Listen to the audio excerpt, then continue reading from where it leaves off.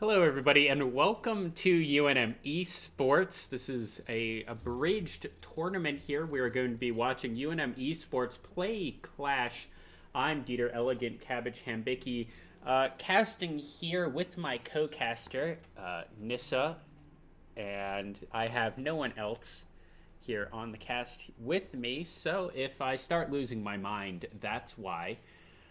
And I see some gamers prepping for Clash, so we will... Oh, they're actually already in Champion Select, and we won't be able to see that unless someone were to stream in their Discord. But we're not going to be seeing that quite yet. So what we will be talking about for the next couple of minutes is what we're expecting to see from these Clash games here from UNM Esports. For all of you who don't know, Clash is a 3-game tournament where one night a month approximately, it's actually a weekend, but each Clash tournament is one night and you play 3 games. Does not matter if you win, does not matter if you lose. This is all for fun. You always play 3 games. Then, depending on how much you win and or lose, you get in-game Rito currencies and other things that make you prettier in-game. Doesn't actually do anything, but hopefully here UNM will go 3-0. If they don't, what you actually want to do for all of the prizing is you want to go 1 and then lose 2. For some reason, if you win the first game, you will get more prizes or better prizes than if you win the middle or just win the last one. No idea why that's how it is, but that's how it be. So we will be waiting approximately 5 minutes before we will be able to spectate, and then we'll be able to spectate a little bit of a loading in, and then we will get into the games. Until then, I am your host, and I've already done introductions, and this stream is already scuffed, going off the rails. Let me see if I can get someone to...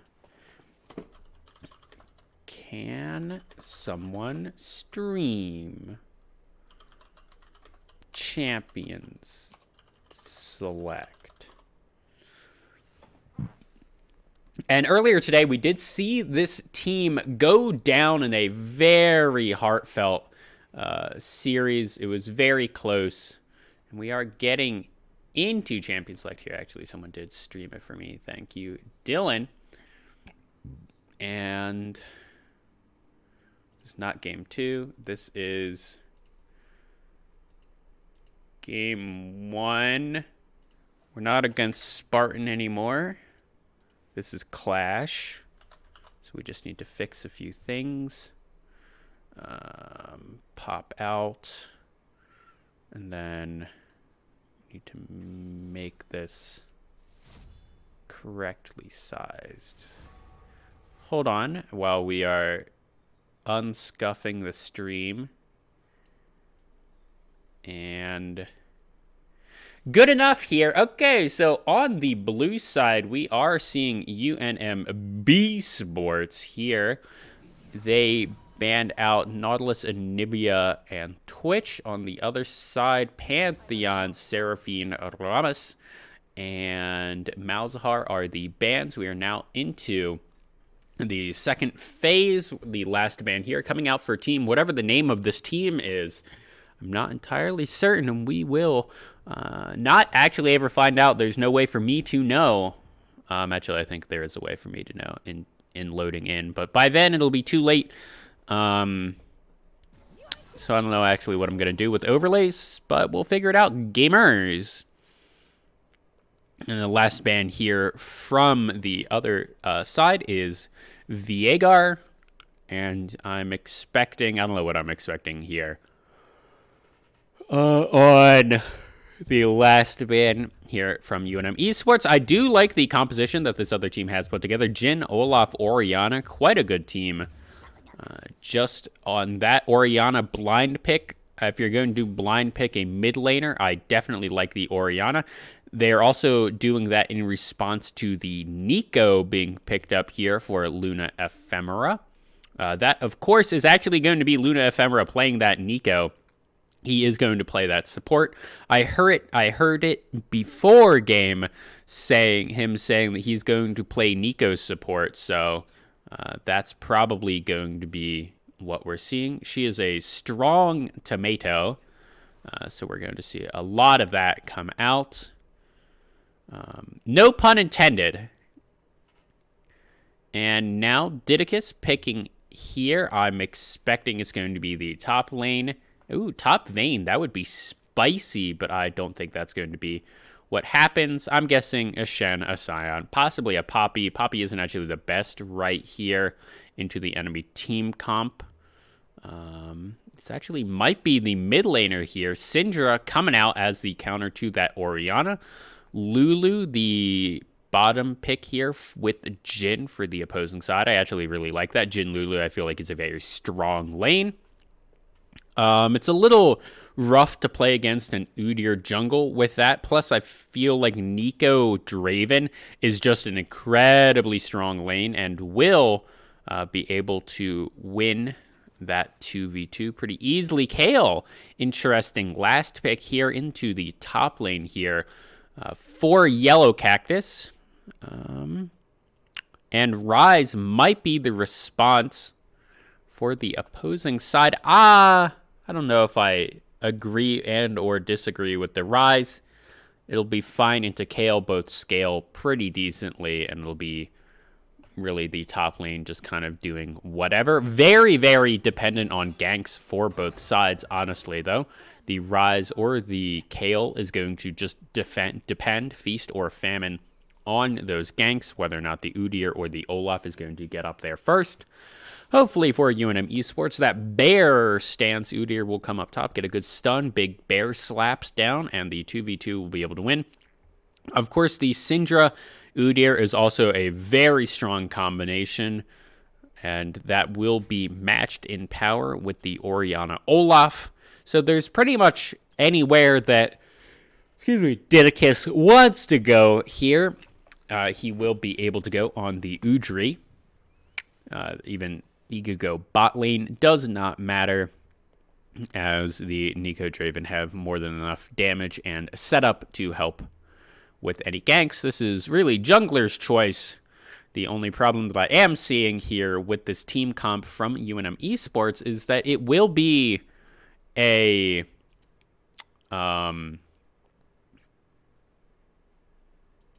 hold on, don't need to watch the stream anymore.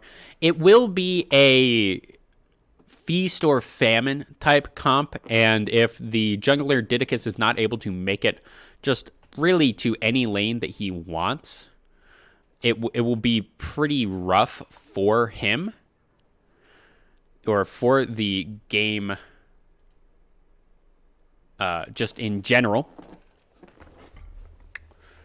Just because all of these lanes, with the exception of Syndra, I'm going to say, are incredibly volatile and can swing hugely depending on jungler intervention. I just feel like Syndra into Orianna, you're not really worried about either of those two champions really running away with it. And if you are, you're more worried about the Syndra being able to hit that 100-0 on the Orianna before the Orianna is able to do anything. But that's not particularly what I'm worried about here. Sorry for showing my Discord just a little bit right there. On the other side, I actually really like this team fight comp that this other team has put together here. That's just the Rise, the Orianna, the Olaf, the Lulu, and this Jhin. It's very clear that they want to, actually this is more of a split push comp, honestly, with the Rise being up in the top on the side lanes and then teleporting back to the 5v5 whenever they want to take a fight around dragons, around barons, around objectives. Rise is going to be an incredible split pusher. I actually really like the Kale or the respect of the Ryze into the Kayle. I don't think that either of those really have an advantage in the laning phase, but in later stages of the game, they will be pretty easily able to wave clear versus each other and just make sure that the split push threat is stopped from both teams, since both teams really here want to 1-4. They could also easily 5v5. It's not like Kayle is useless in a team fight. Definitely not like Ryze is useless in a team fight. But I'm expecting the 1-4. UNM could do a 1-3-1 here, kind of, with the Syndra being decent at split pushing on her own. I also really like the Nico, the Draven, and the Udyr will be able to be fine wave clearing in the mid lane and just kind of just doing their own thing there. Whereas you can send Orianna to a side lane. She'll do fine, but this team really wants to 1-4 on the side of whatever the enemy team here is called. And we're just going to very quickly get into game here.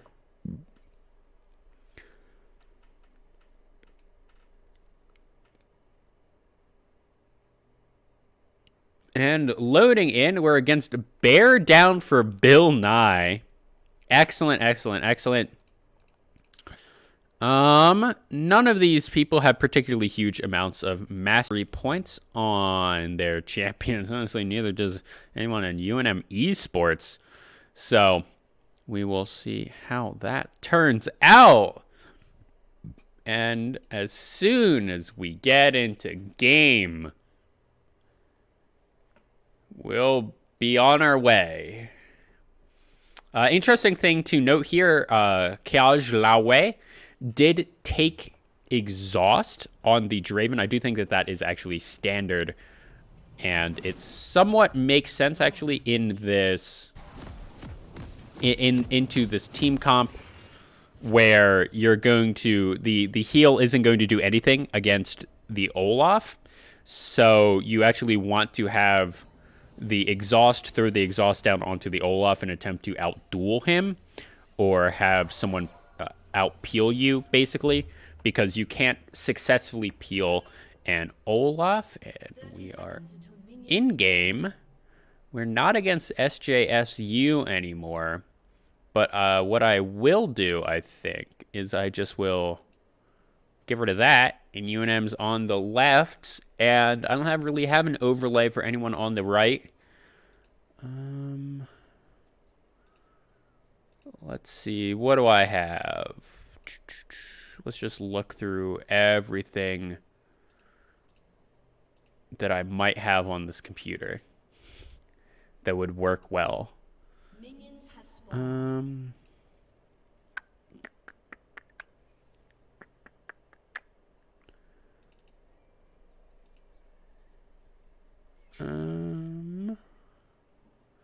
While I'm doing this, nothing particularly interesting is happening on the map, just a standard 5-man defense. I think what we can do is we can just kind of put, this will be our tag for the other team. The other team is called League of Legends. Interestingly enough, I could also just quick go to paint and say, oh no, I know exactly what I'm going to do. Here we go. Few trades happening in the mid lane. Not all that much has happened. Not expecting all that much of volatility. Something might happen here in the bot lane. That's going to be the most volatile lane down here. Luna Ephemera going really aggressive, but while that's happening, Kiash Lao Ji is just going to really take half the HP off of BBQ Pork Bun. Luna Ephemera going very, very low. IALA is going to be able to trade quite a bit back. Introducing all of these teams, I haven't been able to do that quite yet. So here on the team of Give It Up for Bill Nye, we have Galactic Nexus back up there on the top lane. Chaos Laowei doing so much damage. I going to have to flash out. Here's Laowei getting very, very low. And then we have half hour down on the Olaf here in the jungle. No scramble there on the Orianna in the mid lane. BBQ Pork Bun there on the Jhin. That's a flash ward. That's first blood. Barbecue Pork Bun easily getting that. I have no idea why KO Lao Wei did that, and that's going to be Luna Ephemera flashing into the E there from BBQ Pork Bun and just barely not dying. IALAIA Lao Wei is the support here for Bill Nye on this red side. Then, of course, over here on the blue side, we have Yellow Cactus in the top lane down there on that Kale. Didicus on the Udyr in the jungle. Little Willie 69 here in the mid lane. Xiaozhilawei here, AD carry in the Draven. Luna Ephemera there on the Nico. And I'm going to save this image. And we will quickly... Where did I put... There we go. All right, so here we go. So far, the team has, or everything has slowed down past that first blood. I, of course, did call out that that was going to be... Okay, Didicus coming here. Flash, Bear Slap, and that's going to be the cleanse and flash used by No Scramble. Bear Slap coming down on that's Phoenix Sense. That's a lot of damage. No Scramble's not going to be able to get out of this.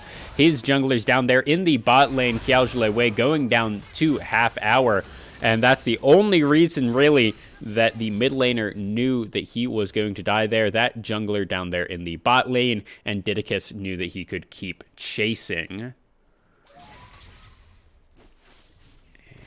Where did I just save that thing that I downloaded in images? I saved into team logos of the PNG or a JPGG. And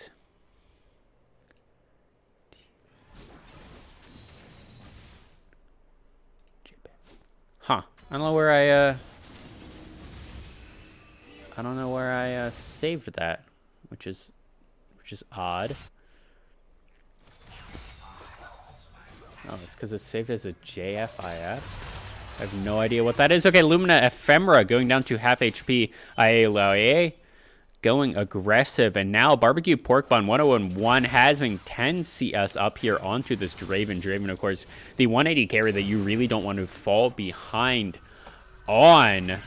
Luna Ephemera dodging out of everything there. Barbecue Pork Bun does have that fourth shot. UNM does not want to walk up to this wave here.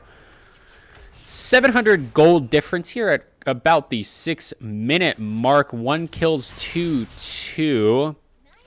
The real difference being down here in the bot lane. No Scramble going super aggressive. That's a polymorph Draven. That's a locked up Draven. Rooted and Barbecue Pork Bun going to be able to pick that one up. Didicus looking for something here. They know there's no summoners on No Scramble, and they're just going to look for wards. Half hour is now looking for something. Yellow Cactus getting rooted up here in the top lane.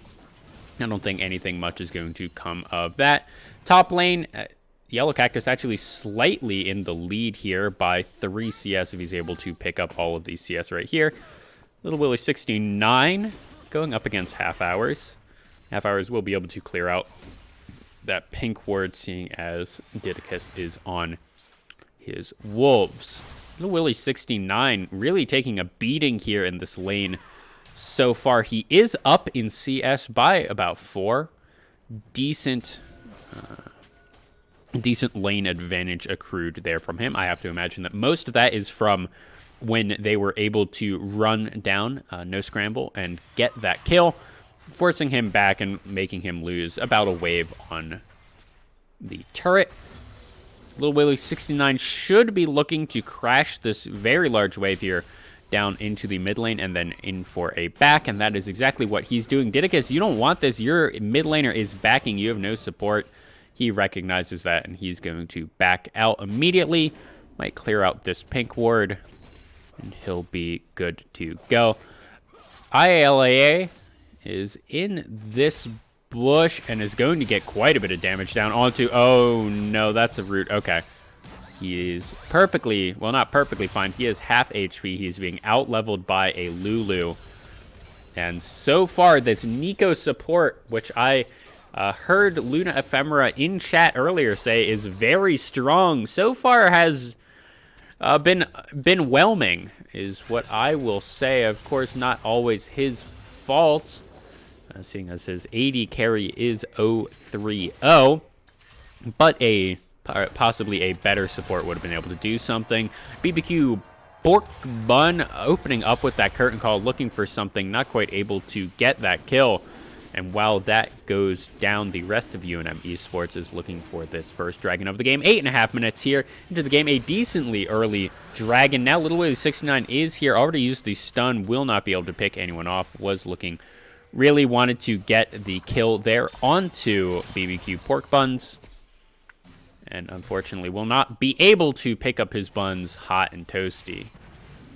Little Willie 69 will be able to take up this blue buff pretty much literally, as he is the Syndra. I feel like that's one of the things that Syndra can do that really gets forgotten about, just the ability to pick up blue buffs and red buffs and all of those things. Scuttle Crabs is a big thing as well. And just reposition them. And I feel like that's a hidden strength of the champion. Now Didicus down here doing a decent amount of BBQ Pork Buns, getting giant growth. He's surviving for quite a long time. Kias Lauj going very, very low. Shutdown going over to Udyr. Udyr looking to dive here, deciding against it, only taking a couple of turret shots. IALA going to get snared up. A lot of damage. Spinning Blades of Death. Luna Ephemera does have flash. Didicus also has flash, looking for it, getting that smite. Yellow Cactus did just get a Rift Herald thrown on his turret, and that's where all those plates went. And he does have ultimate, so I think that will dissuade this dive here. Oh no, he does not have ultimate anymore. That's really going to be a problem. This should be an easy pickup, and I'm going to be surprised if Olaf does not just go over and throw an Undertow. I think that's actually a mistake here from the Olaf. Instead of taking those wolves, he should have gone up and tried, he just needed to throw an axe under the turret, and that would have been a kill for him, or at least stopping the back, and then that gets the team an easy dive, really. Little Willie 69 putting on a masterclass here in the mid lane, 8 CS up for him, just accruing that slow CS lead, and really helping out stabilize the team, even though the bot lane is not doing that great of a job. That is so many stuns just right in a row. No scramble, throwing down his ult, trying to get Little Willie 69 under the turret, but Little Willie 69 just walked out from under the turret range, and he's going to be perfectly okay. The bot lane here for Bill Nye, the science guy, will be backing, looking for an extra buy. He is on 800 gold. I'm not sure what he will buy with that, and it looks like it's just the completion of the Gale Force. Be sale. And here we're going to try and get another something a little bit better here for all of you viewers, and it's a little bit obtrusive, but I want to make sure that everyone knows that we are against Bill Nye the Science Guy. So there we go. It's only 12 minutes into the game, and finally was able to get all of that done. 12 minutes here into the game. Half hours popped. Ghost looking to run down everyone in the bot lane. Not quite able to do it. Pop Blossom coming down. Didicus is here. Luna Ephemera getting everything. He's going to go down here. Kiash Lao J going to survive. That was the ignite down onto half hours and wasn't even quite necessary. Luna Ephemera burned everything. He went down, and in that 3v3, Bill Nye the Science Guy was up. Didicus here trying to dissuade the dive if that does happen. He's not really looking actually for a gank. He's just looking to make sure that Olaf doesn't come in right here and kill everyone and the turret. Fortunately for him, he might happen anyways. Kiash Lauji doing a good job of sidestepping and then throwing out his disrupt. That's probably saved his life, saved this turret maybe as well. Luna Femra is here. Decent damage down onto BBQ Pork Bun. That's really what you were looking for with this pick. I'm not entirely certain about the Draven with the Nico pick. It's fine, I guess. But what you really want with the Nico is someone else who can really capitalize on the snares and on the damage that Nico is able to put out. Nico doesn't really have all that much utility. She has one snare and then a bunch of damage. So what you want with the Nico is you want someone like a Brand. You want someone like a Swain. You want anything like that where the two players or the two characters are really able to play off of each other's snares and just dish damage out. Like if you were to take a Nico Brand, if one person lands their snare, and or stun, you're then just really easily able to pick up a kill because you just throw all of your other abilities on top. Similar thing there with Swain. Doing a decent, you'd just be able to be even more obnoxious on the Swain, get through landing phase, and do all of that. The Draven, I kind of understand. You have the semi-utility here from Luna Ephemera, and you just want to do damage. Yellow Cactus trading a lot of damage here onto Galactic Nexus. Yellow Cactus does have ultimate. It looks like he wants to use it. Will be able to survive their Whirling Blades if not able to pick anything up. Might have actually been able to get something through that at the Drake instead, but that's going to be one dragon to one. Not particular. Actually, the only surprising thing is that UNM was able to pick up one at about 8 minutes, seeing how poorly that this bot lane has performed so far in this game. Kaosh Laoji getting almost completely 100 to 0, and that's going to be him having to flash out IAEA. Going to have to flash there. Pop Blossom is available. Everyone is here. Luna Ephemera, you're going to use your W. That's Teleport coming down. Unstoppable coming out from half hours. He's on a killing spree now. Luna Ephemera is next one onto that Ragnarok, popping down at the very last bad second. Now Little Willow 69, only one left. That's Luna Ephemera going down. BBQ Pork Bun using his heal to keep half hours alive. That's a big stun. Little Willie 69, you're going to die here if you keep going. And he's able to make it out now. There's a big bear in the mid lane. Slap, slap, slap. And that's not a particularly useful ultimate there from No Scramble, and at least trades one back across the map. However, the first turret did go down to the side of Bill Nye, the Science Guy, and Bill Nye, the Science Guy, here out to about a 500 gold lead. Not the biggest deal in the world here at 15.5 minutes. 6 kills, 2-6, 1 dragon, 2-1 dragon, half hours. You get extra attack speed here when you go down on HP, so he's actually using that to his advantage to clear out this bottom side of the jungle, and then I imagine he's going to look for a recall. Excuse me, as I take a quick pause in the action.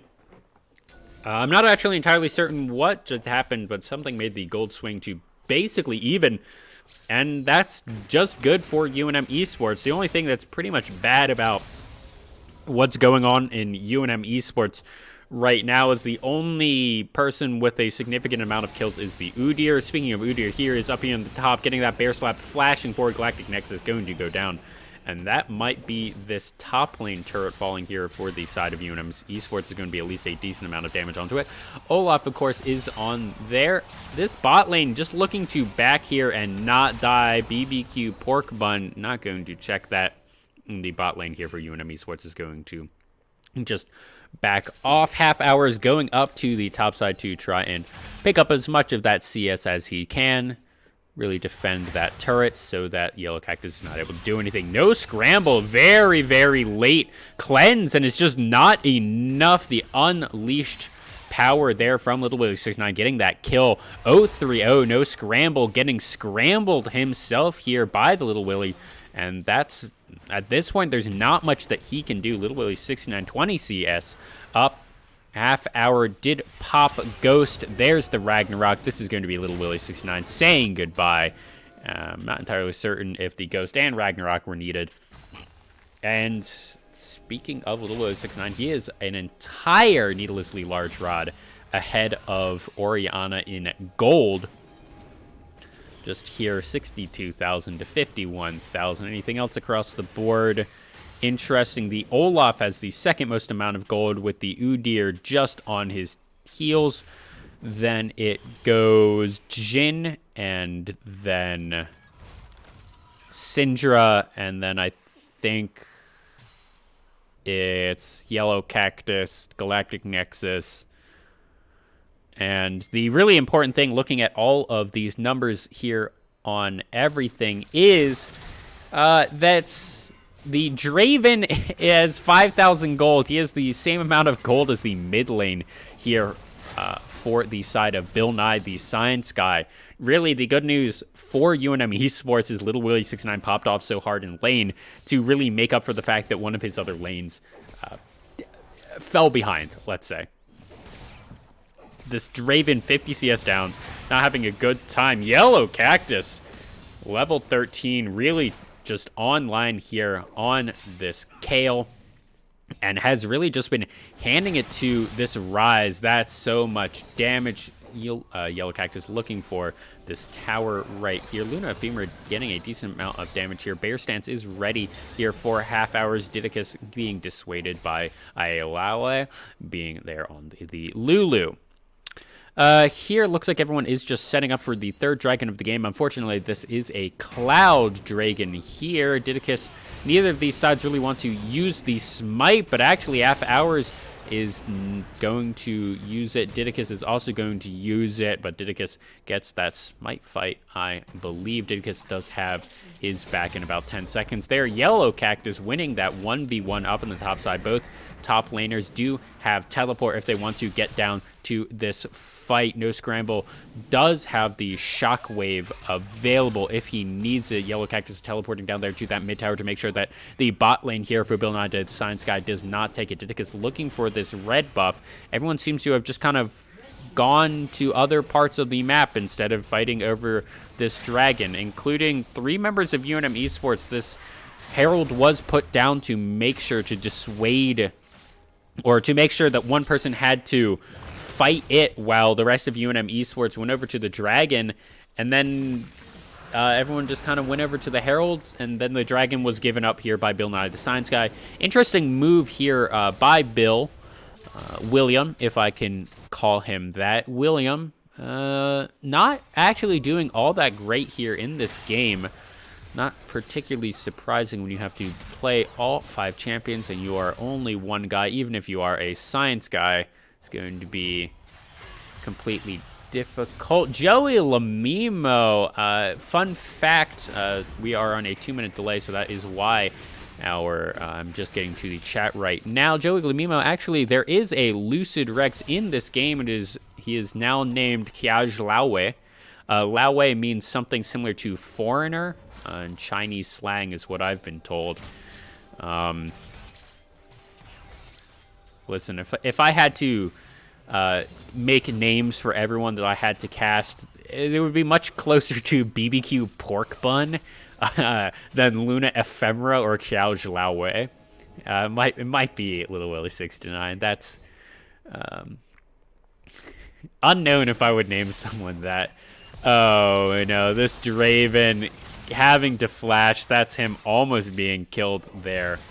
Yellow Cactus kind of in a bad spot. He does have ultimate and will have to use it, but now the Ragnaroking Olaf is here, and Luna Ephemera using the Pop Blossom, having to flash out similar to his top line. Galactic Nexus does get the Wild Growth, not quite able to do it. Didicus running in, getting the slap there onto half hours, but that red ward is really deterring anyone from UNM Esports wanting to go any farther. The half hours going very, very low. Didicus having to flash out, realizing he's too far forward. Luna Ephemera did not go down in that earlier fight, and UNM Esports really just needs one little auto attack to kill this mid tower, but the everything. Oh, that's a big stun. Cleanse used there from No Scramble to make sure that nothing else came from that. Unleashed power is available for Little Willie 69, and he will probably, if he was a little bit closer, would have used that there on No Scrambled. And Little Willie 69 just looking for a lot of long-range ult or long-range stuns here. UNM, their sights set on this last, 200 HP here of this tower. Little Willie 69 getting snared up. This could be dangerous. Kiao Laowei having to go forward, and that's BBQ Pork Buns picking up one. Now the unstoppable Ragnarocking half hour is going to run down Luna Ephemera, not quite able to get that Populism off in time. Didicus running away. He is a fast bear. Now Yellow Cactus in this 1v4. He doesn't want this. Luckily, half hours does not have anything, but Yellow Cactus already had to use his ultimate and his flash in that last fight, so he's going to go down in that 1/4 in that 1v3, not quite able to get anything. And it looks like this might actually be the mid lane turret here for UNM Esports falling down instead of the mid lane for the other team. Bill Nye the Science Guy setting his personal sights on this Baron, dissuaded there by all of the vision set up.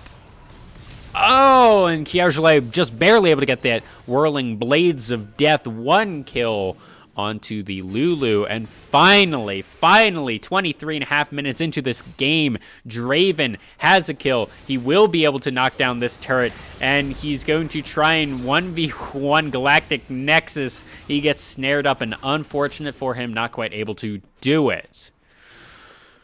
But now UNM Esports up to a 1,500 lead, 3 towers to 2, 2 dragons to 1, 10 kills to 10 here at 24 minutes into the game. This is exactly when this UNM Esports team is powerful, really, seeing as their entire team is basically an Udyr, a Kayle, and a Syndra right here, or right now in this game. This bot lane we can somewhat ignore. This game, just kind of pretend they don't exist. Whereas that's also true on the other side of this map. This Olaf is only going to be on the downhill from here on out. He really peaks at 2 items. He has that second item, Power Spike, very close to the third item. And from here on out, he's just going to be a tank that's going to attempt to barrel down, most likely Little Willie 69. We are going to see that right here. Ragnarok is available, deciding not to use a Yellow Cactus. Level 15 to Galactic Nexus's level 13. Absolutely massive here on the Arbiter of Justice, I want to say, is the flavor text on Kayle. BBQ Pork Bun getting stunned up. That's an unleashed power. Didicus dominating, going into the blender, though. Little with 69 getting scrambled up. No scramble, not saying true to his name. Unstoppable coming out from half hours. Oh no, Luna Ephemera using that Pop Blossom, and Yellow Cactus using his ultimate on that as well. No scramble being run around. Kiao Laowei somehow was able to pick that one up with Gale Force. I did not know that Gale Force's range on the damage was that long. That was quite... That was over a wall and like a screen away, really. That's the third dragon going over to UNM Esports. I believe a 2-for-1 overall as well. Little Willie 69, the unfortunate only one going down there. Now, Didicus a little bit caught out, being polymorph turned into a bunny himself, and UNM Esports setting their sights on this Baron. I don't know about this one, guys. They're all up. Half hours does have smite. Well, he doesn't right now, but UNM doesn't know about that. Kiao Laowei, you don't want to back right there. Luna Ephemera, that is in fact his clone. And Nico is strong. Tomato. And it looks like we're in a little bit of a lull here. And I would like to say a little bit because this has really been just all holds, nothing held back in the tank. Everyone just clown fiestaing over each other. It's not actually that bad. It's only been 1 kill a minute. Didicus barreling into a 1v3. No one's even around him. He's going to barrel his way out. And he took basically no damage from that. Okay. I guess I shouldn't be worried. 6-0-1 on the Deer. 700 gold shutdown compared to the 6-0-2. 600 gold shutdown. He is 50 CS up on that Olaf. And the Udyr is really only going to continue on this power spike. I don't think he particularly gets any better in this game, but he does not fall off. They don't have a pink ward here. That does force the teleport out from Galactic Nexus, so I do think that that is a good play, but it's a little bit odd that they didn't even... They don't even have a pink ward in their inventories. Come on, fellas. UNM, buy pinks. That's really, really important in... competitive League of Legends. Galsley picking up this red buff here for himself. So the only way that I'm particularly seeing that UNM Esports do not win this game right now is, I mean, they just kind of outscale. I think from here on out, Draven doesn't do the best against the Jhin, but everyone else on the UNM esports team really scales a lot better than their counterparts. Of course, No Scramble will be able to try and get a really big shockwave. BBQ Pork Buns will be able to basically one-shot people, but half hours is just going to become a tank. Galactic Nexus is going to do a lot, but seeing as Yellow Cactus has really just kind of kept him under control this entire game, I'm not particularly worried about it. And plus, having an AP support here for Luna Ephemera is going to, do quite a bit of damage compared to the Lulu. Half hours going very aggressive here. Bill Nye the Science guy looking for this Baron. They're just heading over to the mid lane, though. They got all that vision control, deciding not to use it. They should have been attempting to bait that Baron, but showing 4 mid tells UNM Esports that no, they're not on Baron. The only one who wasn't there was Lulu, and it's not like she's going to do that Baron herself. A little bit odd. They really keep falling for these Nico clones, which is strange. Okay, Didicus trying to put his own vision down here in that Baron pit. Barbecue Pork Bun having to use his Gale Force. That's somewhat of a big cooldown there to escape from the knockback and stun of Little Willie 69 here. And now UNM Esports with a mediocre pink ward is going to start up this Baron. Didicus and Kioslawe looking for this Olaf, but yeah, he's just gonna pop his ult and run away.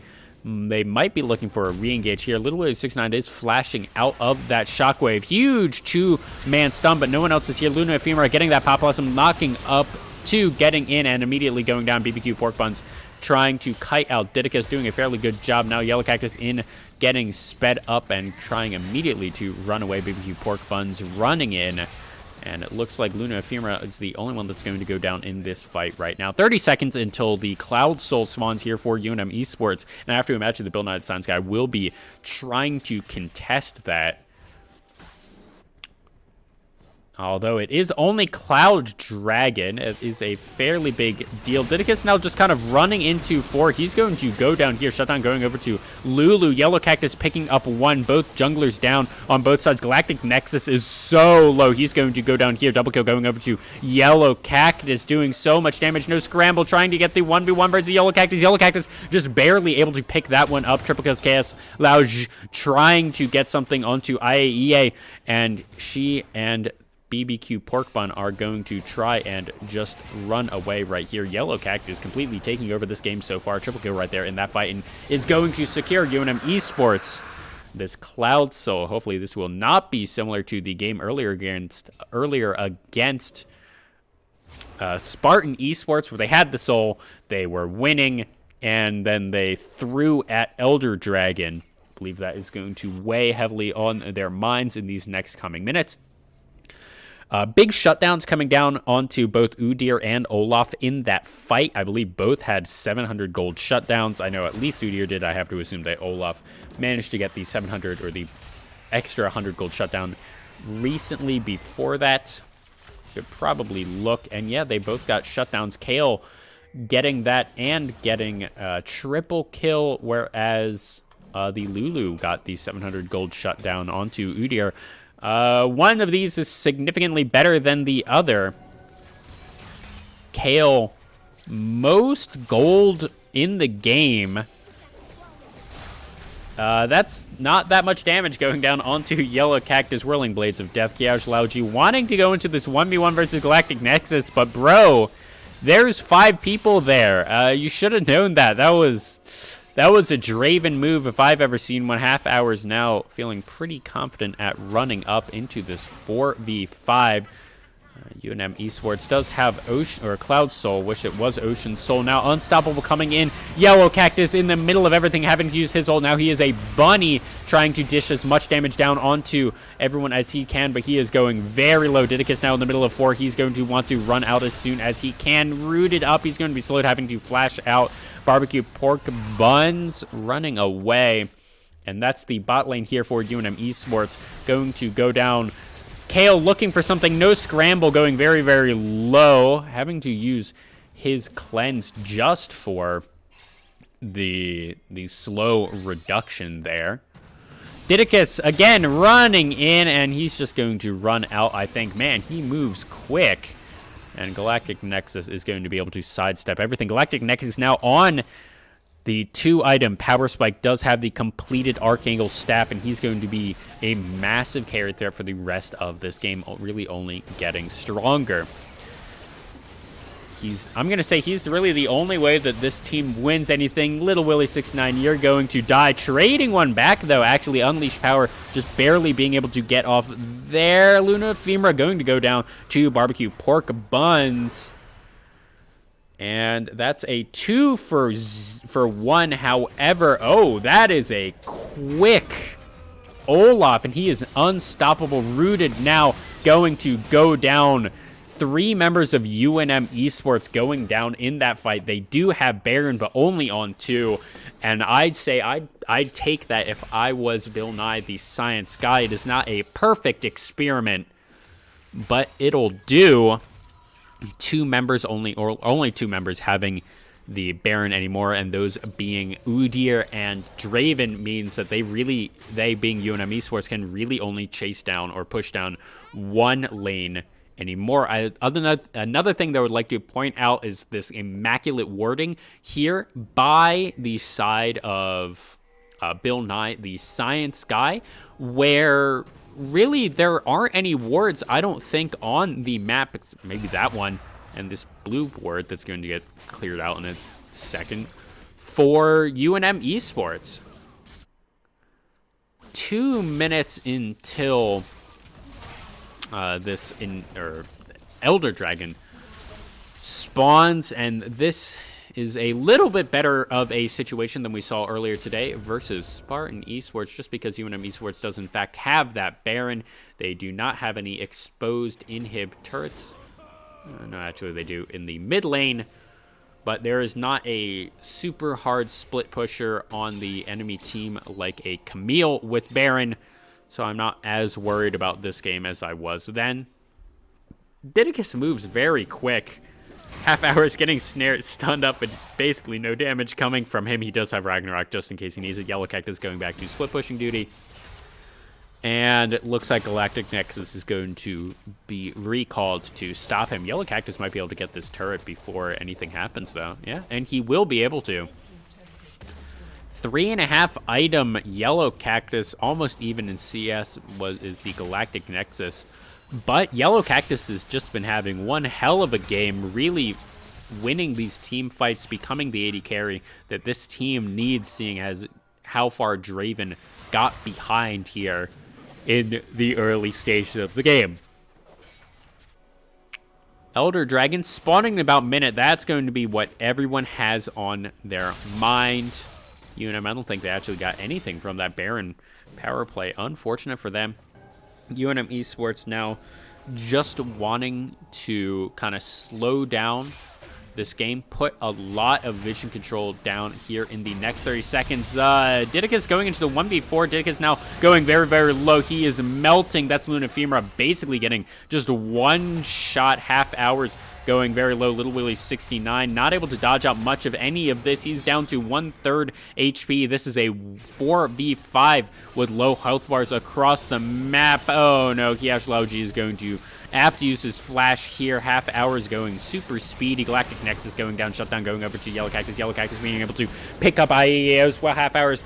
Next one on the front line. Yellow Cactus flashing forward, trying to get something. He's now very, very low. Half hour is going to be able to pick him up. No scramble was able to do it. Now Didicus running down. No scramble. Bring me scrambled egg is what Didicus wants, and Didicus might not be able to get it. He's going to be able to get the stun onto half hours. Half hours very, very quick, getting that last little bit of damage on to Didicus, and now this is a disaster for UNM Esports. It's a 2-4-2. Luna Femra is back, but I'm going going to say pretty much useless. Not going to be really able to do anything here. Ignite down. Half hour is just going to run down Luna Ephemera. Pop Blossom available, and that's the Willis Ignite able to get it. No scramble. The only one left alive here for Bill Nye, the science guy. Cash Lao Wei and Little Willie 69 trying to run that down instead of just getting the dragon, I suppose, with Didicus down for 30 seconds and half hours down for 40 seconds. They don't really want to do this because this is a very risky Elder Dragon from here on out. We see teleports coming down from Little Willie 69. And this might be the Elder Dragon started out right here. Little Willie 69 not able to get that stun there. Might just be looking for the unleashed power. And there we go. Outskilled, outplayed, out everything. Yellow Cactus doing quite a bit of damage here. Ialawe has to use the Wild Growth on himself. Yellow Cactus doing so much damage to this dragon. This is going to be Elder Dragon going over to the side of UNM Esports. And for the first time today, UNM Esports wearing gray, I guess? Wearing purple is what you say when they get Baron. Yellow Cactus is now an absolutely just an insane monster right here. 4 items. The only thing left to complete is going to be whatever he decides to build the Executioner's Calling into. Already has the Bloodthirster, level 18, 5.5 items, and has the Elder Dragon and is just going to be really insane here for UNM Esports.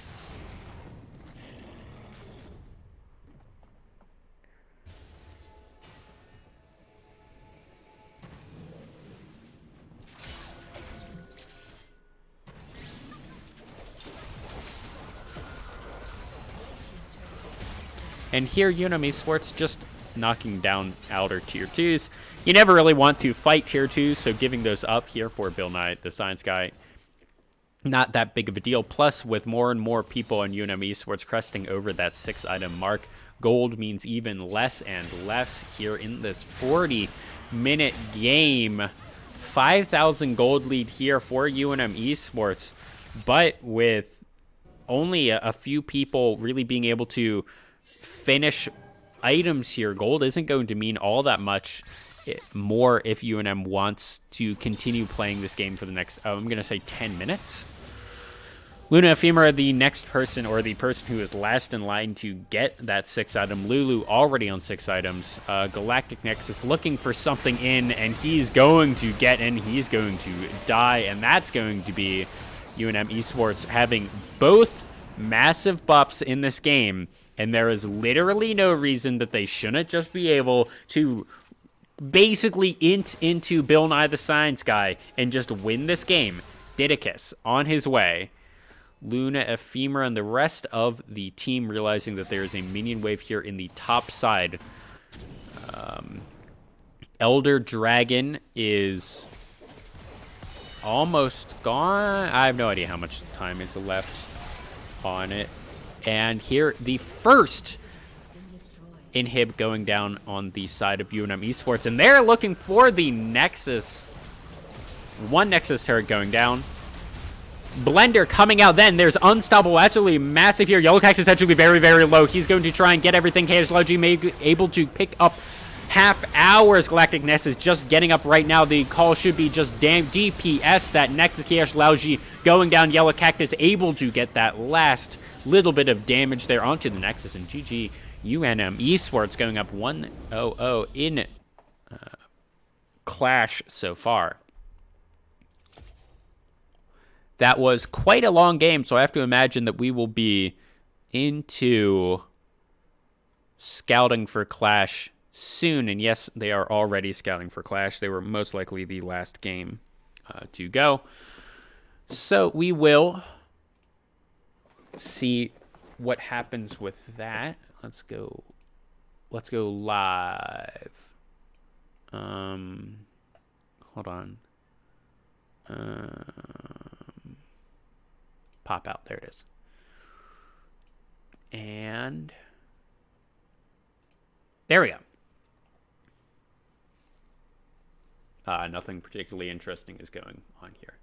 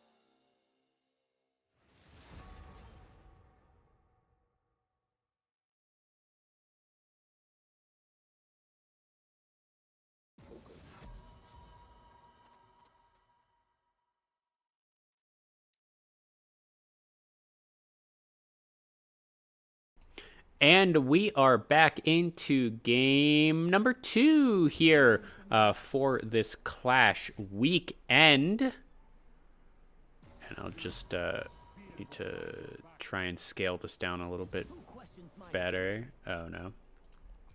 Well, I can verbally say everything. The first things that have been banned out here for UNM Esports have been the Monkey, the Riven, and I'm going to assume another top laner. And yes, that is the Jax. Yes, for everyone in chat, that is the Little Willie 69. Oh boy, we're still here. I don't know why everyone in the chat is popping off like...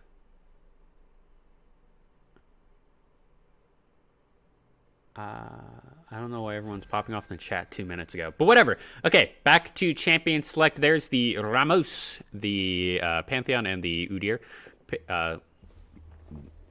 Banned out from the side of... I don't know what the name of these excuse me, this team is. It's not going to be Bill Nye the Science Guy again. It's going to be something else, and they fell for the classic blunder. No, it's not starting a land war in Asia.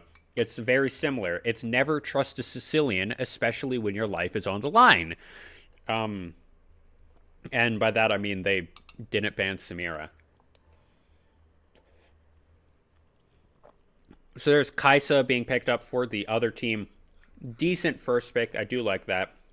And then on the other side, it's going to be Samira Hecarim and... Yep, just Samira Hecarim. Malphite might be the pick here for Yellow Cactus. However, with the Yellow Cactus popping off like he just did, I actually really like that pick if he wanted it.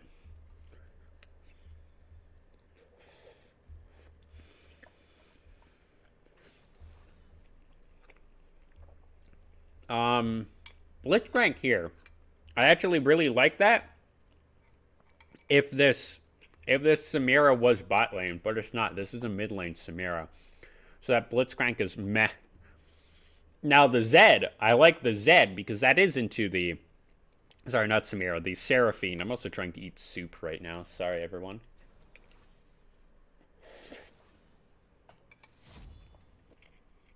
I did not have dinner tonight, so I'm eating turkey noodle soup because I found turkey in my freezer.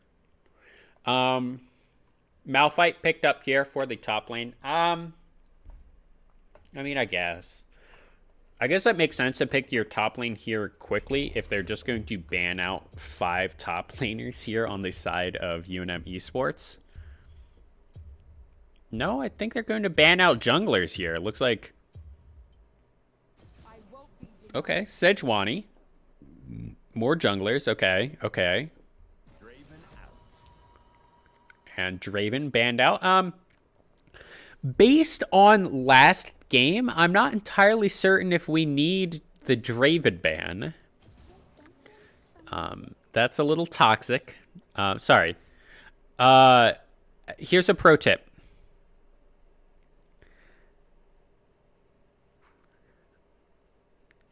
It's really hard being 2 minutes behind the chat because I have absolutely no idea what they're saying. Nice reference to. Or, okay, Caster Man, tell me about Nami. Nice reference is probably about the Sicilian. Tell me about Nami. Okay, things about Nami. Screw this game. I don't want to talk about this game. I want to talk about Nami and why UNM Esports should pick Nami right here. Right here. So Nami is a fish person and she has a staff. I don't remember what the staff is called, but it's called the Tidecaller staff, I believe. And it's really important if you're into Nami lore. So, Nami's Q, it's called Aqua Prison. It's not actually called Bubble. That's a common misunderstanding, and that separates the good casters from the great casters. Because if you call it Nami Bubble, then I assume that you've never actually looked at any... Hello, chat room. How you doing?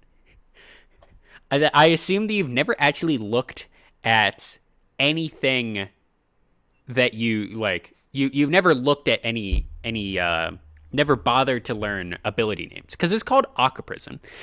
And what it is, it's a point and click. It's a bubble type mechanic. It looks like a bubble, but it's called Aqua Prison, and it's a knock up that you click, and it's really the only self peel that you have in the kit until you hit level 6.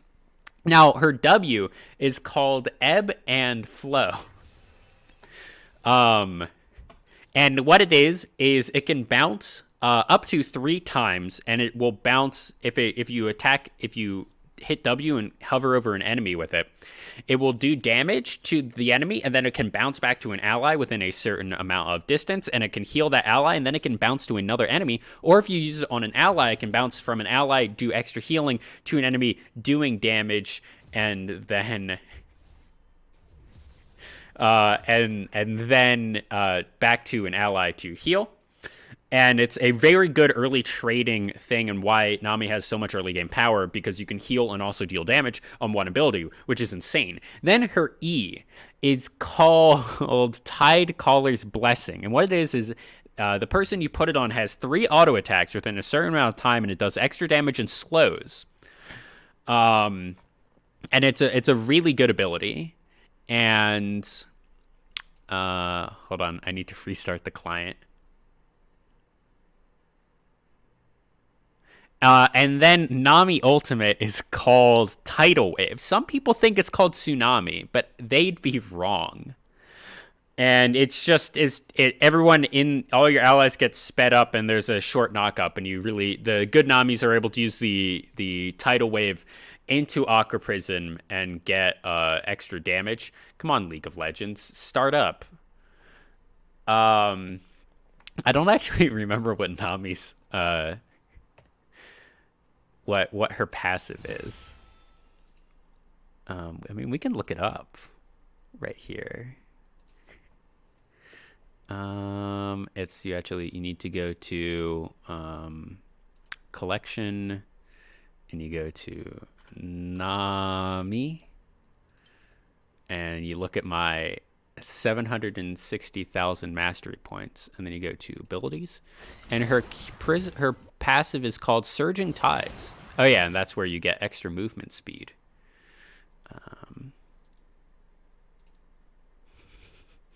And here we are again in Champion Select. I guess we should look a little bit at team comps. UNM's team comp is just better, frankly. That's actually not entirely wrong. They first round rotation picked Malphite, and then they're against all AD except for an Elise, but an Elise is not going to be able to kill a Malphite. So, that's interesting. The only thing that I'm really particularly worried about here is that the Zed and the Elise are just going to, what's the phrase? Blast everyone who's squishy. I do like the Vladimir here into the Darius. I feel like that's going to be a decent lane for Yellow Cactus. Little Willie 6'9" actually on that Malphite there in the mid lane. Not entirely certain about that one, where Luna the Femla is going to be piloting the Seraphine. So I guess Chewy Chew taking the Blitzcrank is a good counter into that lane. I thought this was going to be a little bit different of a flex pick than it was. I thought that I guess it's better to take it into the Blitzcrank than into the Zed, because the Zed will just wreck you. So here we get a little bit of a black screen loading in. We get to find out. It's going to be exciting. I'm excited. Who else is excited? And we are against Paradise Beasts. Purd. Okay, well, that's not a real thing. Unfortunate. And okay. So what we're gonna do? Purd. And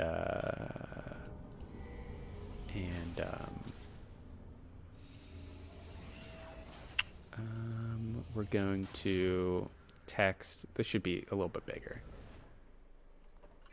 Purd. Perfect. Home, and then we want a paint bucket. I like blue. There we go. Okay. Save as. Yeah, that'll work. I wonder what pings are going down. Huh. Well, 2 members of Purd aren't here right now, so that's interesting. There's a lot of pings. They do know that Tristana is here, and I think they know that everyone else is there. So, nope, that's not the scene that I wanted. And I want, here we go. And wait. Okay. Sorry for being so scuffed. UNM is on the other side. No. There we go. And SJSU is no longer who we're playing against. Image. Add source. Add new source. Purd. Add source. Browse. And where did I save it? Untitled. Done.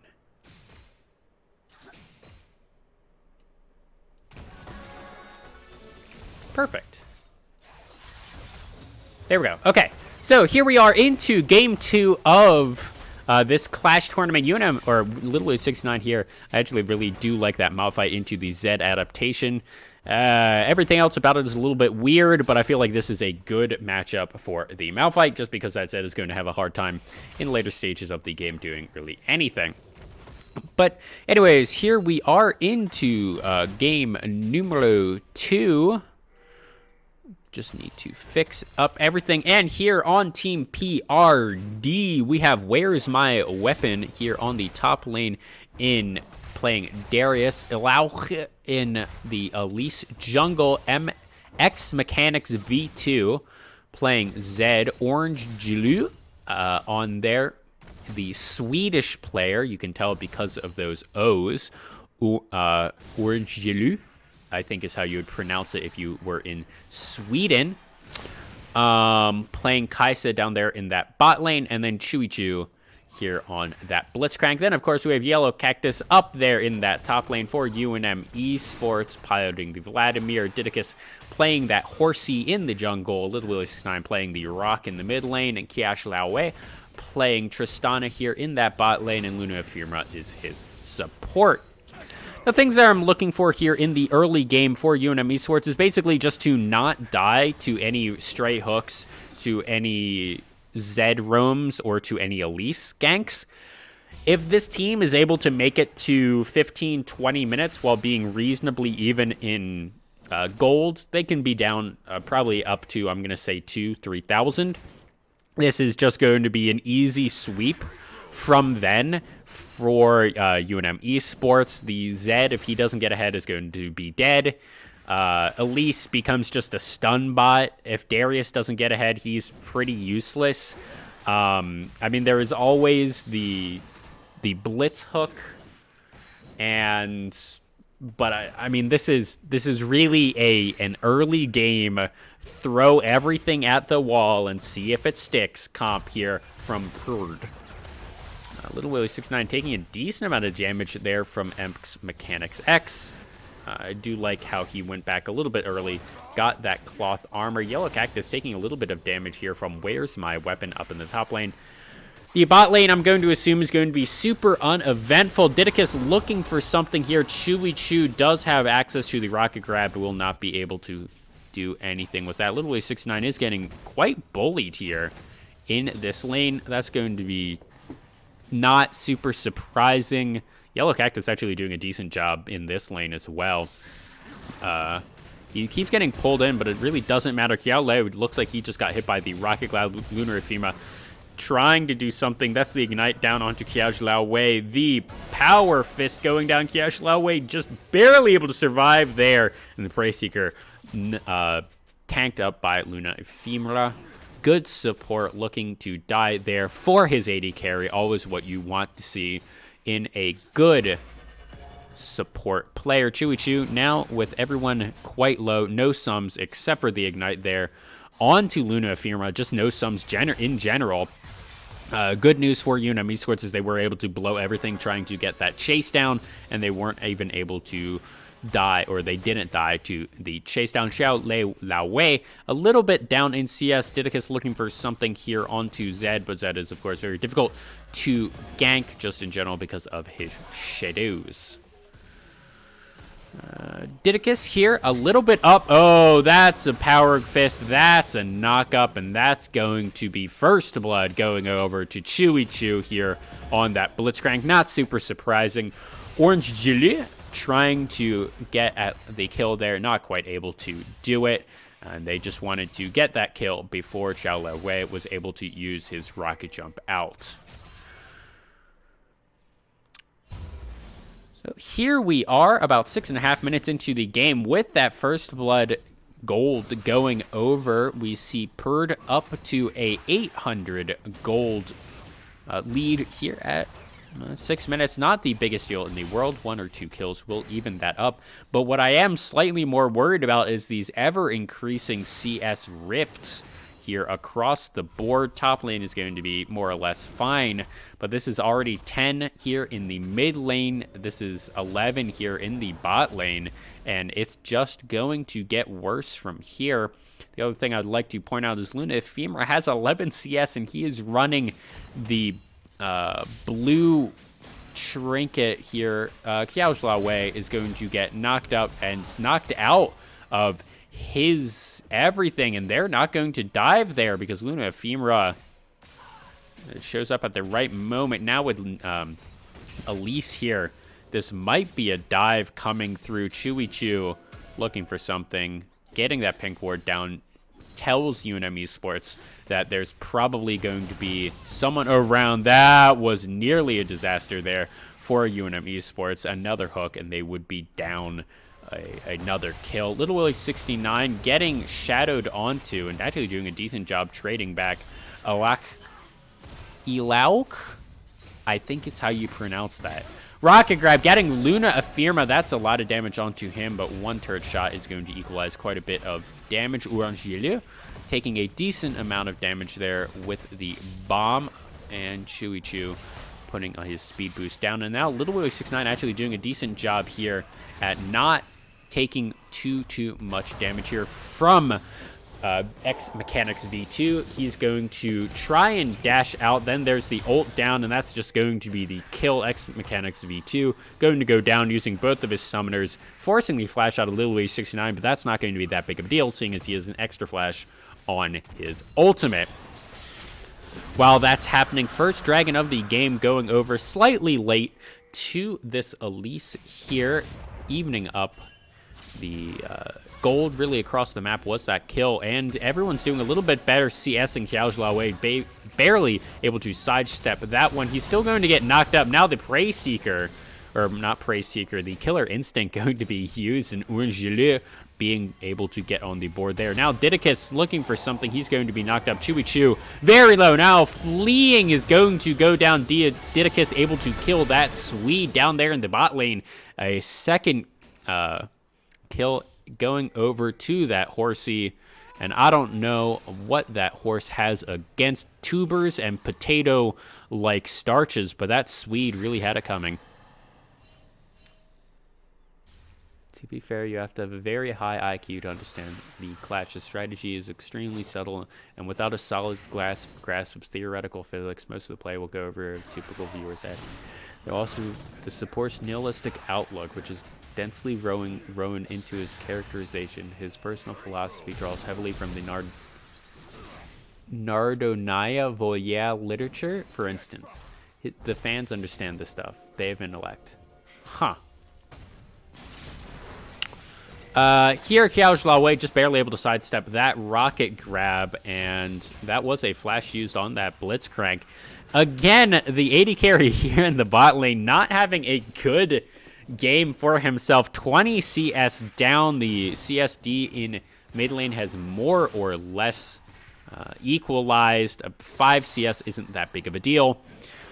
12 CS here in the jungle, and about 1 wave is into the pockets of Where's My Weapon. Yellow Cactus actually wants this Where's My Weapon, very low on mana. Does have access to his ultimate, and without pools of blood available, Yellow Cactus wouldn't be able to get out of that.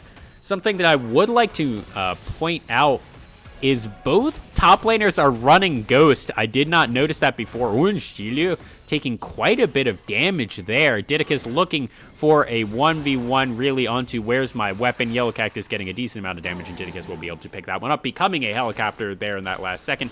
Allow getting a huge amount of damage down onto him. That might just be the kill there. Yellow Cactus is not going to be able to pick that one up. Repel going through, then the ultimate coming through there from Zed, and across the board, Orange Yellow going to burn down very low. Yellow Cactus not quite able to get that.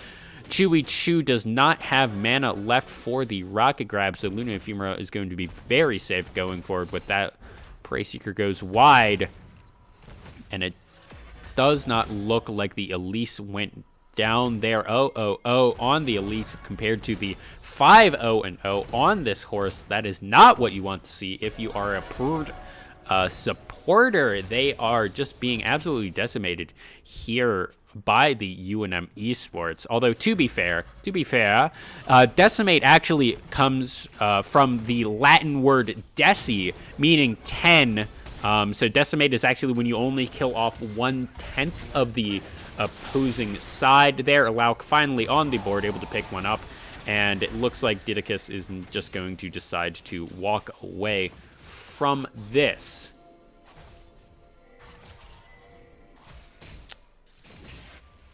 And here we are, 12.5 minutes into the game, and almost 2,000 gold lead here for UNM Esports. Off to a very, very good start. The only kills on the team on the side of Didicus. That Warhorse just looking to beat everyone down around him. Very, very similar.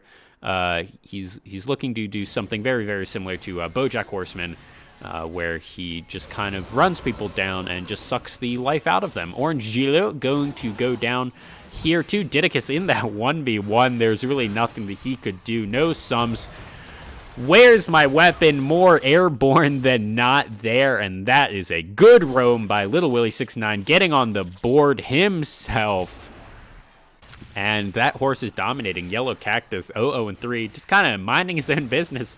He's perfectly fine doing everything. Didicus now on a rampage, looking for one more. That was not a great onslaught of Shadow. Didicus going very, very low, getting shut down there. This spider might just get stomped out here by Little Willie 69, X Mechanics V2. Very low, but he's going to be out. Little Willie 69 deciding to follow that one. Now X Cow is the way. That's going to be a Seismic Shard picking up the Zed there in the mid lane. Now Elau is going to be in the 1v1 versus Little Willow 69. Yellow Cactus here from the top lane. Thank you for everything you did, and I'm just going to take that thank you very much as Yellow Cactus is on the board. That was a really good buffered ability there from the Tristana. He straight up would have died if that was not true. Orange Yellow taking a decent amount of damage. Luna Ephemera, you're going to want to watch out for these rocket grabs. You're hugging walls. You're going to get knocked up. The flash did come out. Lord Chao Wei is here, and he's really just auto-attacking the wrong person. Orange Gilu, the next one who's going to go down, and no, that was a double kill here for Orange Yellow. He's going to go down as Didicus is here on the way, and Didicus able to pick up a double kill. 8-1-1. That horse is on a mission. At some point in this game, I really can't hear it in the spectator client. They don't like to show when the Rift Herald goes down, and I don't always hear it going down, and I don't always look at people's early in the game at people's what they have in their ability or in their inventory. And so that is Blue team getting that first turret. Unfortunately for them, not quite able to do anything. That's everything going down. Blue team does get the dragon there, but they're going to be trading 2 kills for that. No, they're only going to be trading 1 kill for that because not able to get the smite there. level 10 to less than level 10, I'm going to say. Where's my weapon going? Very low here. Looking for the dunk. Where's my weapon actually going to completely survive? And that is not good here for Yellow Cactus. Where's my weapon? Taking one more turret shot, but he might actually even be able to take that turret. That is the one thing here with Chaos Lao Wei not having a particularly good game here. This team is not going to be very good at taking turrets anytime quickly. Little Willie 69 has to get up into the turret range, into melee range, to be able to whack him down with his big rocky claws. And, I mean, Hecarim isn't going to do much. Vladimir, not super great at wave clear. He is going to be fine-ish now that he's level 11.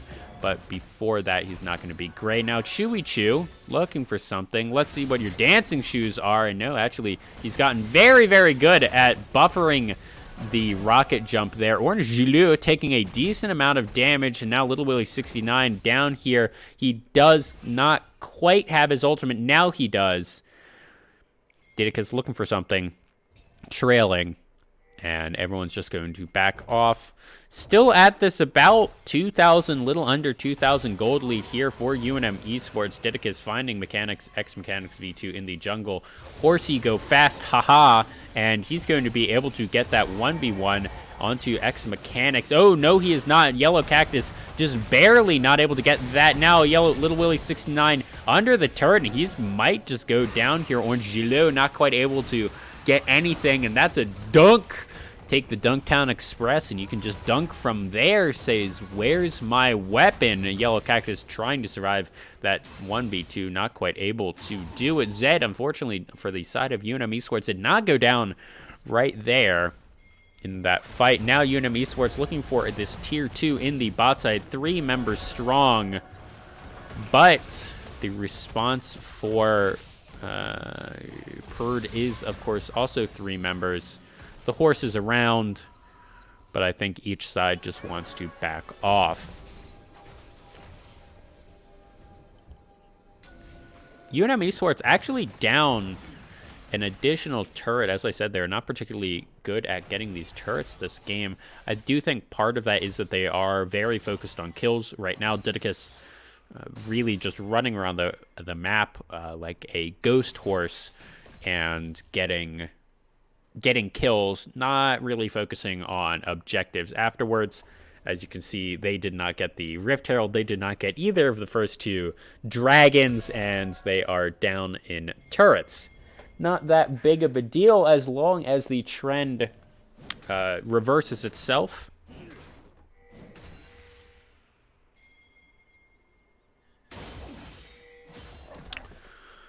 So here we are, 18.5 minutes into the game, a 1,000 gold lead here for UNM Esports, slightly smaller than what it was before. Part of that, I think, is the 1 kill that went down onto Didicus. A decent amount of shutdown gold on him. Still a decent amount now, but also the extra turrets probably helping that out as well. Didicus pretty big here on this party pony. He is no Fluttershy. He is, of course, Rainbow Dash, the best pony. Every pony can agree with that. And I'm going to expect that we will be seeing fighting happening over this next dragon spawning in 45 seconds. Each team really looking to just power up until then. No one particularly has a large amount of gold in inventory, meaning that no one really wants to have to back here for this next fight. Little Willie 69 is on a ward. He does get stunned up now. Leak going in, getting a third of his HP. Oh no. Chewy Chew. Looking for something, not quite able to do it. And it looks like Purd is just going to give up this 3rd dragon of the game. Don't super disagree with that, and they will just be running it down mid. They're pinging onto the inhib. That's very aggressive, seeing as I don't think they win this fight. Little Willie 69 is here. Didicus here as well. Red turret is destroyed. And that's a massive two-man knockup. Onslaught Shatters over the top into a ultimate from Luna F. Firma. Chuichu barely not going down there. Now, where's my weapon? Somehow surviving all this time. And Leak, the last one standing. That bug squished down now. Yellow Cactus flashing forward and looking for V Mechanics. And it's just going to be Yellow Cactus here in the mid lane, trying to make sure that X Mechanics V2 doesn't do anything cheeky. Yellow Cactus moving so fast. And he might even just want to try and split push down everything. That's the third dragon of the game going over to UNM Esports. And after that pretty decent team fight right there, I do understand what Purd was trying to do. But they really didn't have the sustain to be able to push down another turret. They kind of realized that after the Rift Herald charged once, and they're like, They just peeled off the dragon and came and ran us down because it's a 9, 1, and 4 Hecarim. On top of that, the Little Willy 69 ultimate was massive. 2 members, plus they were in a choke point because they were trying to run away. And Luna Ephemera threw the Battle Screech of Seraphine down on top. And bing, bang, boom, that's what she wrote. So here, at this point into the game, I'm not super hopeful for Purd. Oh, no, that's a rocket grab into the snare from Luke. And that is a dead pop star. Yeah, I guess that's one way for Purd to get back into this game is just picks. I mean, they have the Elise, they have the Zed, they have the Blitzcrank. I mean, they do have a decent pick comp here. The thing that I am worried about is they lose every 5v5 from here on out, and I don't think it gets any closer. Little Willy 69 just basically not taking any damage here from X Mechanics V2, dishing a decent amount himself. But now Luke is here, and that's the unstoppable force being used to get that. And Little Willy 69 in the 2v1, he's going to go down, repel up V Mechanics 2. Going to tank up 2 turrets and he'll be okay. This is going to be the 4th turret of the game going over to Purd, and there's not much that UNM Esports is able to do about it. Yellow Cactus taking a recall here.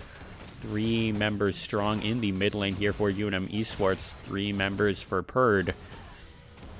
And that's, I mean, we saw that the bot side of the map got overloaded there by Purd, and in response, UNM Esports wasn't really able to do anything about it. So we will just have to see what happens from here on out.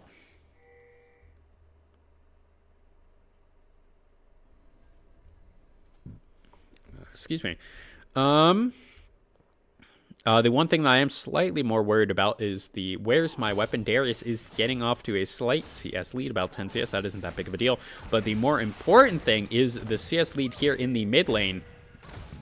Zed up to an almost 90 to 40, almost a 50 CS lead. That is a pretty significant difference, and I'm going to say that most of that is why the gold is almost completely different, or completely even here at 24 minutes into the game. 2 dragons, 2-1 from here on out. It will all be mountains, and the good news for UNM Esports is that this is a fairly low damage comp here from Purd, and if they do just continue stacking these mountain dragons, if this game just does go longer and longer, the only person who will be able to do any damage is Orange Jello, and Didicus, Yellow Cactus, and Little Wave 69 will have more than enough damage and more than enough CC to just kind of blow up Orange Jello, and it'll be an easy fight from there on out. Like right there, Didicus unstoppable. Yellow Cactus taking a turret, but he doesn't care. He's going to turn into a pool of blood.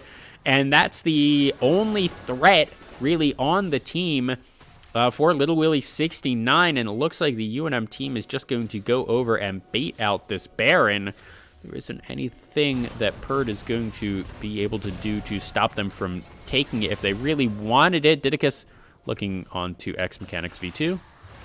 Now, Elik is getting that stun there onto Little Willy 69. And UNM Esports is going to go back onto that dragon. Mountain Dragon spawning in 45 seconds, so if UNM Esports wants this, they need to decide that they want it right now. Now, Little Willie 69 getting snared up, and that's a huge onslaught of shadows for everyone. Where's my weapon going down? Didicus, an absolute monster here. He's looking to squish that Spooter. Didicus actually not able to win that 1v1. A huge shutdown going over onto the Elise. And that went from a really good team fight to a really bad team fight here for UNM Esports. Little Willie 69 going to run down the Spider, no problem. I think, yeah, the Spider by herself does not have enough damage to kill Little Willie 69. Going up into that rappel. And actually, I might have been wrong. Little Willie 69 taking a lot of damage here. X Mechanics V2 looking for something as well. Yellow Cactus looking to run him down. And Mountain Dragon is available. Didicus up in 10 seconds. Luke up in 30. So this should be UNM's Dragon. Evening up that Dragon trade. Now Yellow Cactus trying to do something sneaky. Luna Ephemera is going to go down here. I have to imagine X Mechanics able to get that one. And now, oh no, Yellow Cactus not able to get that kill onto the Zed and going down himself because of a very good power grab here. And that should be the Dragon actually going onto the side of PRD.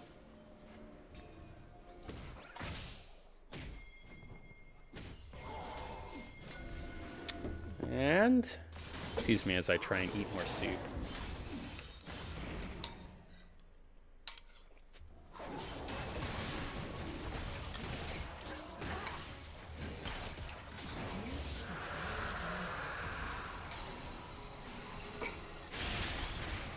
And here we are, 27 minutes into the game. Gold's basically even. 3 dragons to 1. That's actually a going to be a problem for UNM Esports. They're going to have to fight every single dragon from here on out. And I remember I said a couple minutes ago that the 5v5s just get better for UNM Esports from here on out, and frankly, they should have. For some reason, they're not, and I don't know if that's a user error. I don't know if that's a picnic error. I don't know what that is. But yeah, it has been, I think it's honestly just a little bit of a decision-making error here for UNM Esports. They went for that Baron. Really, that was a kind of dumb call, honestly. And they weren't able to do a clean fight immediately after the fight they won at the Baron. Little Willie 69 here, taking 0 damage from that Zed. But he's in the middle of 3, and that's just not going to be good. He's now in the middle of 4, getting bing bang boop brought around the map. And Luna Ephemera and Shaolei Wow getting pulled in, and that's going to be a dead Popstar getting dunked on 1 and not quite able to pick up another. I thought that was going to be a Dunktropolis, but unfortunately it was only a discount dunk from Where's My Weapon. 5-5-2, decently okay. Showing their Yellow Cactus getting very low there from the Zed. No one on either teams really, except for Didicus, has been having a pop-off game. Didicus there, 13-2-5, trying his hardest to be a party pony. And there he is, huge onslaught of shadows. The Zed immediately taking out, no, sorry, that was actually the Kaisa. Now Didicus in the middle. Literally 69 teleported in there for some reason. B Mechanics X2 going to be chased down while Chewy Chews gets chased down on the other side. No, Luke around the corner now. Chewy Chew, a seismic shard slowing him down. This is going to be an easy pickup here for Little Willie 69. And that Elise still trying to be useful in this game. Didicus absolutely massive here on the party pony. And I mean, he's trying his hardest. That was a huge 4-man onslaught of shadows, and it did turn into a positive kill. That was a bit of a lag spike. A positive kill fight for his team, but it still was one down from Yellow Cactus as they just kind of greeted a little bit and over-chased into the jungle. And I really do think that has been the this game so far for UNM Esports. They've gotten really good initial fights. They've gotten really explosive fights, and then they've just decided to keep pushing their advantage, try and just keep going. and they just haven't been really able to do that particularly well. And they've overchased quite a few times and died and given up the gold lead that they had. A really important thing that I'd like to point out here is that UNM Esports still only has one turret to their name. They got that bot tier 1 somewhat early here into the game and have just not been able to get anything else. The mid lane tier 3, that top lane tier 3, they're both standing. I don't even know if the top one or the top lane one has been touched at all by anyone in this entire game. We can actually find out. I mean, it's at half HP. That might have just been minions, frankly. And, I mean, it's a completely even game here for UNM Esports, and it looks like this is going to be really, really rough on my voice if it's 3 40-minute games in a row. Fellas, Didicus was on vision that entire time. How did you miss both skill shots that badly? It's like they were expecting him to go different ways, and he just didn't. And now UNM Esports here on this Baron. Purd knows about it, and they are not doing much to stop it. It's about half HP. Okay, Little Willow 69 running some interference outside the pit. UNM Esports looks like they just want this. Luke going in, getting the repel, and now the red team has slain the Baron Nashor. That's going to be a lot of damage. Luke going golden. Where's my weapon? Getting one, looking for another yellow cactus, having to flash over. Now Orange Lu over the wrong side of the map. Luke trying to get one, and this is a disaster here for UNM Esports. The only one left alive here is Didicus. That is a 4 for 3. UNM Esports, the only one left alive is the jungler. The good news for them is the jungler is still alive. He is absolutely massive on this horse, and he really is going to need to pony down and pony up if this team wants to not give over Mountain Soul. Where's my weapon? Chasing him down. Mountain Soul is available. Eluk up in 20, give or take. Chewy Chew and X Mechanics V2 going to take this dragon right here. UNM Esports, I don't think there's any way for them to take it.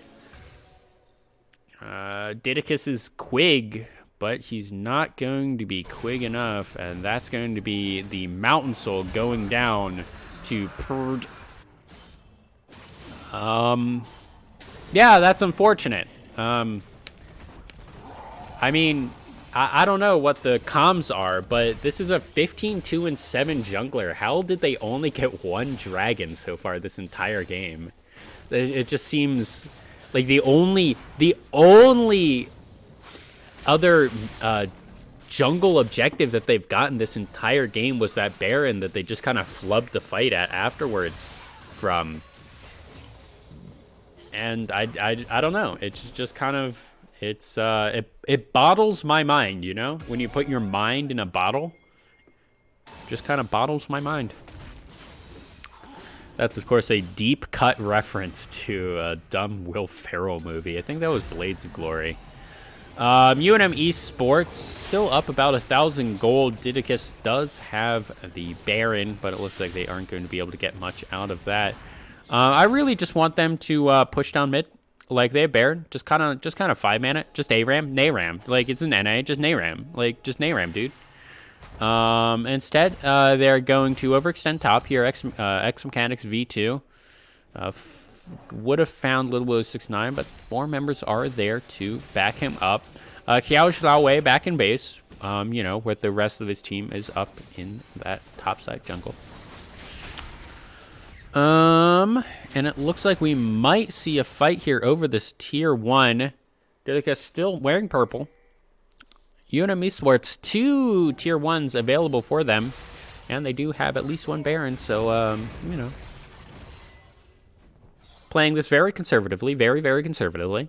I don't know if I agree with that.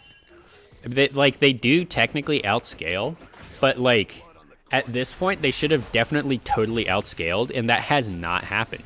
So we have to reevaluate what outscaled really means, because like Little Willie 69, yes, he's super tanky, yes, he technically shouldn't be dying here, but he still's dying.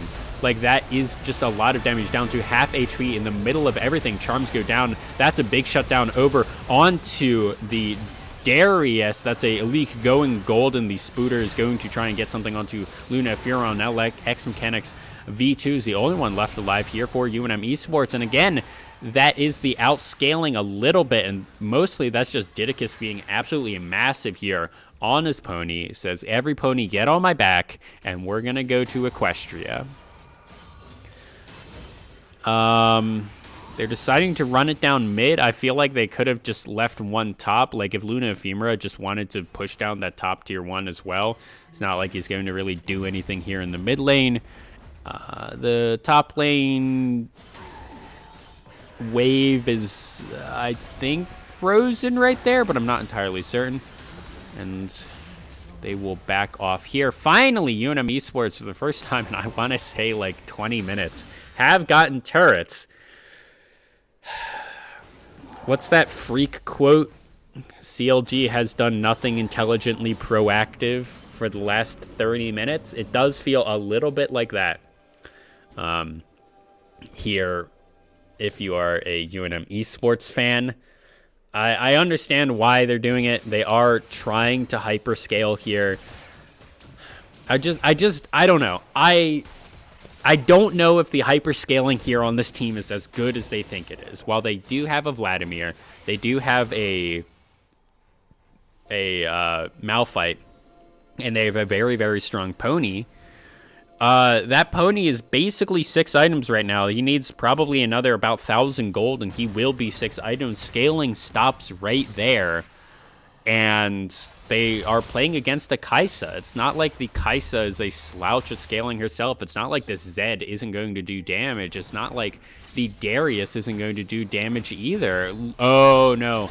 And that's just going to be Yellow Cactus pulled over the wall. Not anything he could do, and just immediately deleted. Pings now onto the mid lane inhib turret for UNM Esports. They're going to have to do something massive in this 4v5.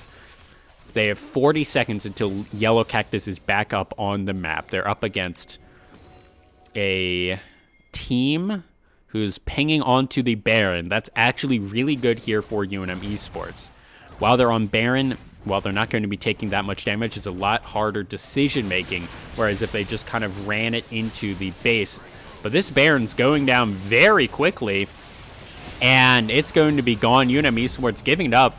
And it looks like they just want to use that time to set up around this Elder Dragon. 50 seconds until it spawns. Didicus going to go back. He might be full build right here. And no, I don't know what he backed for. He didn't need mana. He didn't need health. He didn't buy an item. So, okay, well. You know, Chewy Chew, really the person keeping this team on the map.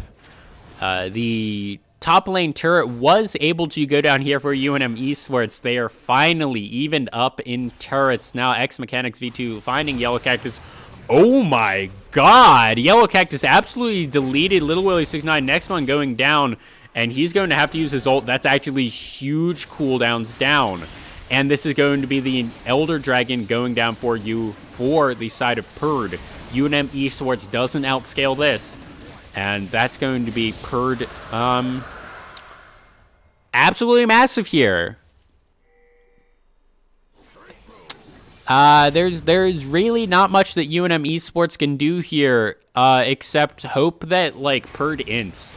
And I'm not even sure if, like, it has to be, like, one, like, they bait someone into diving the Nexus. Okay, Didicus here, looking for the flank. Yellow Cactus up in 16 seconds. Purd going for 2 inhibs instead of going for the end. That's good for UNM Esports. They might be able to wait out this Baron and the Elder Dragon. Elder Dragon does not last particularly long. I think it's only 2 minutes. It might be 2.5 minutes. They're deciding to reset here instead of go for the end. I have to really question who's shout casting here on the side of PRD, because first off, they should have just barreled it down mid lane. Then they should have, if they really wanted to, they just should have barreled it down bot lane as well and gotten 2 inhibs there. Like, worst case scenario, they get 2 inhibs. And I think best case scenario, they just hard win the game. Like, if they just try and, like, they have Baron, they have Elder, just run it down mid. I don't think that's a particularly, I don't know why they were being so passive right there. UNM Esports down 1,000 gold, but it doesn't matter that much right now. Didicus on a full build, completely done here on the pony. Didicus, you don't want to be there. Just give up this tier 2. UNM Esports should be back in their base. Okay. Baron has run out. This is going to be really easy to wave clear. Unfortunately for UNM Esports, 2v2 does exist, and the rocket grab is going to be able to force fights here. 2 inhibs down for UNM Esports. Flash forward by Elise. Oh no, that's Lune Firma getting pulled in. Yellow Cactus trying to do something around the back. 2v2 going down. Yellow Cactus trying to get everything on him. Now Didicus is looking for something. Yellow Cactus getting pulled in. He's going to go down here. Orange Gilou able to pick that one up. The Swede from NA, I guess, is going to be able to pick that one up. Where's my weapon? Trying to get something. Didicus now in the 1v4. He's going to have to be very, very careful. Now that's the Tristana going down. Orange Yellow might die here. Not quite able to do it. Luna Ephemera going to go down. And usually when a game crashes like this in Spectator towards the very end, it means that I was a few seconds behind and everyone, the team lost. So let's look at a little advanced detail. A little graphy graph. Yeah, that's about what it, but yeah, this all checks out. That Zed, absolutely monstrous. Pretty much without him, he was even able to shred through pretty much everything that Little Willie 69 was able to build. And, I mean, that's part of the scaling. Excuse me. We'll go into... No, this is still game 2. That's part of the scaling, really, where... Yes, all 5 of these champions here on UNM Esports are better in the late game than... I'm going to say this champion here, Elise. But if you're only doing this much damage and it's a Zed, I mean... the real tragic thing about this game is Didicus stuck in Elo hell, 16-3-11, trying his little horsey heart out. Unfortunately, the power of friendship just not quite enough here for him, and being sent back to... Oh no, my Little Pony knowledge is slipping right in the crucial moments, and I don't know. Hold on. We got this. Okay, we can do this. We use incognito because I don't want any of you guys to see my browsing history. So we're just gonna...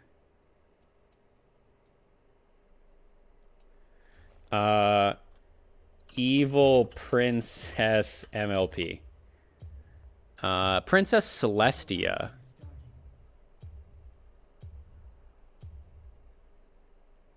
I thought... Didn't she turn into the moon? Where is she from? I'm trying to find... I need Discord, haha. Listen, this is for a joke, okay? This is for a reference about Didicus being sent to wherever the evil ponies go, and it's gone on too far. We're into game 3 picking bans. How do I pop this out?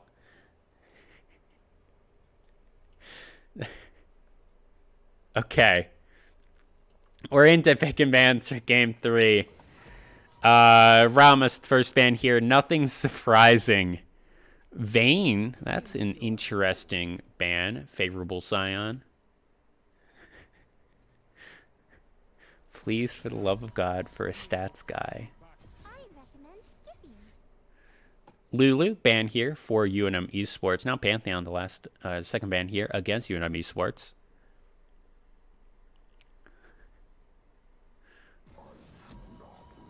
Hecarim here, banned out. He's being sent to, I want to say Eternia, but I'm pretty sure Eternia is actually where She-Ra and He-Man are from. Nunu Willump, the last ban here for UNM Esports. An interesting thing to ban. Not many people one-trick that champion, so that must be a particularly interesting person who does... listen, Metascoot, Applejack is the worst pony by far, and I will fight you about this. Rek'Sai here. I do wonder if this is another round of SJSU that we will be playing against, seeing as that Rek guy is the first ban here, or first pick here from SJSU. I'm not a huge fan of it, mostly because I don't think that UNM Esports was ever going to contest Rek'Sai in either picks and bans, so if they really wanted to go for something else, they could have. Rel being picked up, do like that. By far, Luna Ephemera's best champion. He is a one trick on that champion.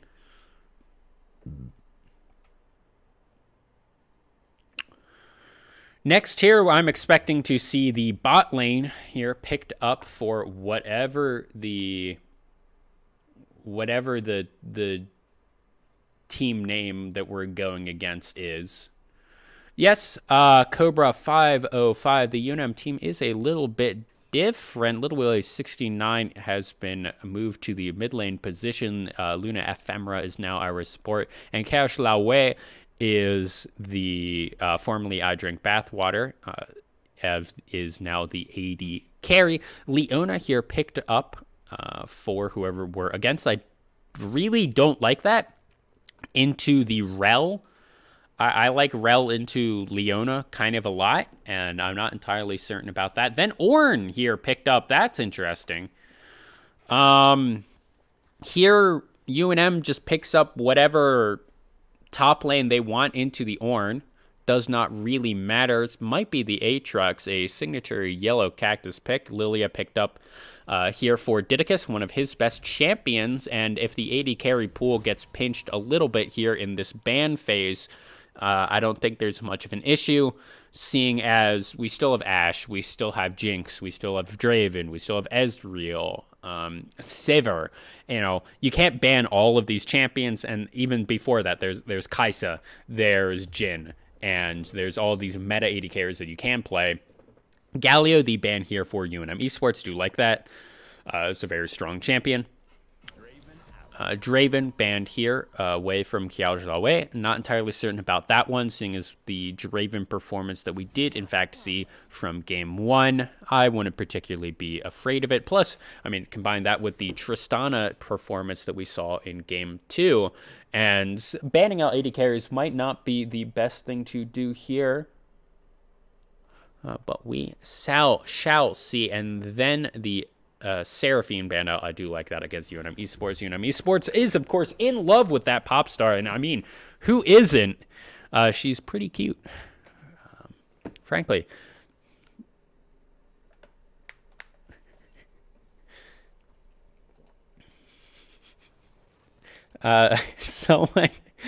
Someone in the Discord just posted the top side from Team 1 or from Game 1, and I'm not entirely certain what they're upset about. I mean, it was that team name was Bill Nye, and so I put a Bill Nye up there, and it seems to have been memed on. And I don't really know about that. Sivir here, the first pick, or the AD carry pick here for UNM Esports. It's actually what you want to do on the Sivir is you get your Muramana first, and then you go into Duskblade of Drakthar, and your Q does an obscene amount of damage. Like, no one would blame you if you just called him Chow. Yeah, I mean, I could. I keep reading Chow, and it, I I keep reading like Chow and being like, oh, it's chaos, and it's not. Ooh, are we seeing the Yone? The only thing about Yone that I do not like here is this is a basically all AD team. The only AP threat coming out from Lilia. Lilia, of course, does do a decent amount of damage, but Ornn is going to have a bit of a field day here, just stacking that armor. The good news for UNM Esports against that Ornn is that the top side of the map is, of course, the jungler and the AD and the top lane. So it's going to be a lot of damage coming from Lilia if they want to target that top side, and I really do think they should. Aatrox is going to be very good into ganks, and Ornn is going to be very bad when getting ganked. Ornn does have a decent amount of setup, so I would be slightly afraid of the Rek'Sai there. But frankly, if you look at this team and you are the Rek'Sai, you could go top and pick up all the kills yourself. You could go mid. Nico has decent gank assist. Or you could do neither of those two things, and you could just gank bottom. Like Leona Samira is going to have a... they're going to have a good gank assist, good damage, and you have the option of getting 2 kills.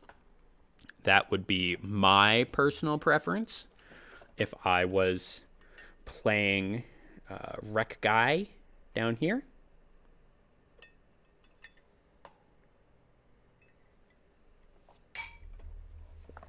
I do miss old Rek Guy with the farm alarm. Okay. No one's name here on this team is particularly easy to say.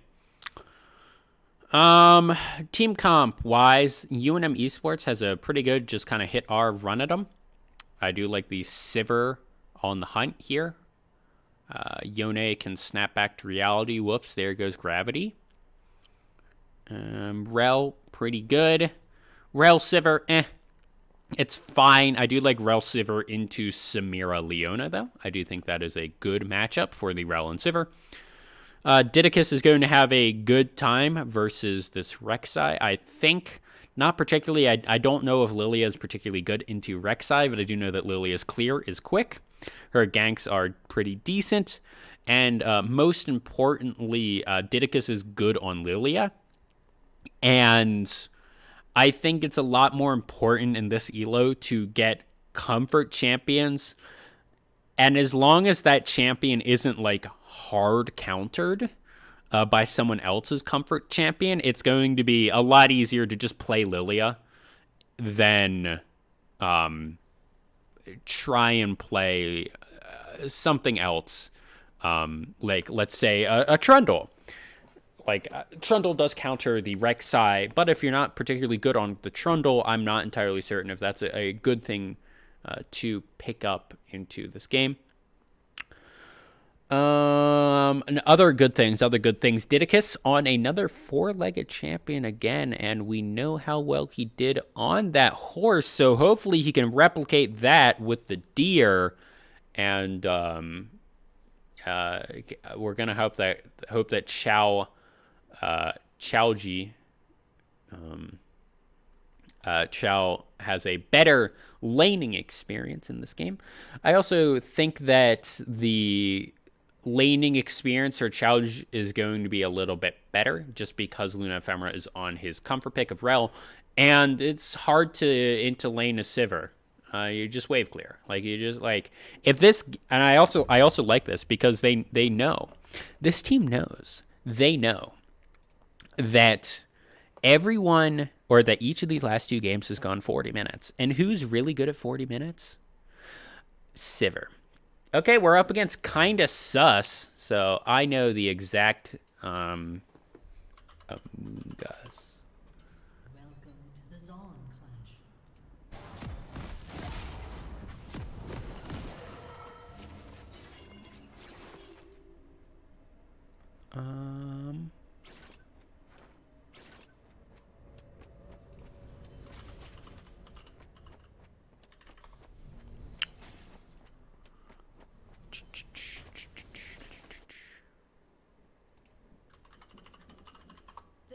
until minions And it looks like not much is going to be happening here in these early levels.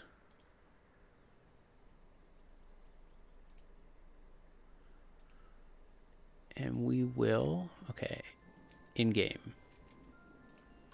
We're no longer against Purd. And scoreboard, objective timers, and time controls. Okay, first dragon of the game is going to be that Ocean. That is pretty good, I think, for UNM Esports. They will probably have a decent, with Sivir having push priority. I think Yone is going to go down in early levels, but by minute 8, minute 9, he should be able to stabilize pretty well. And I think I like Didicus just a little bit more here on the Lilia than Flig 999. We need to make sure that we get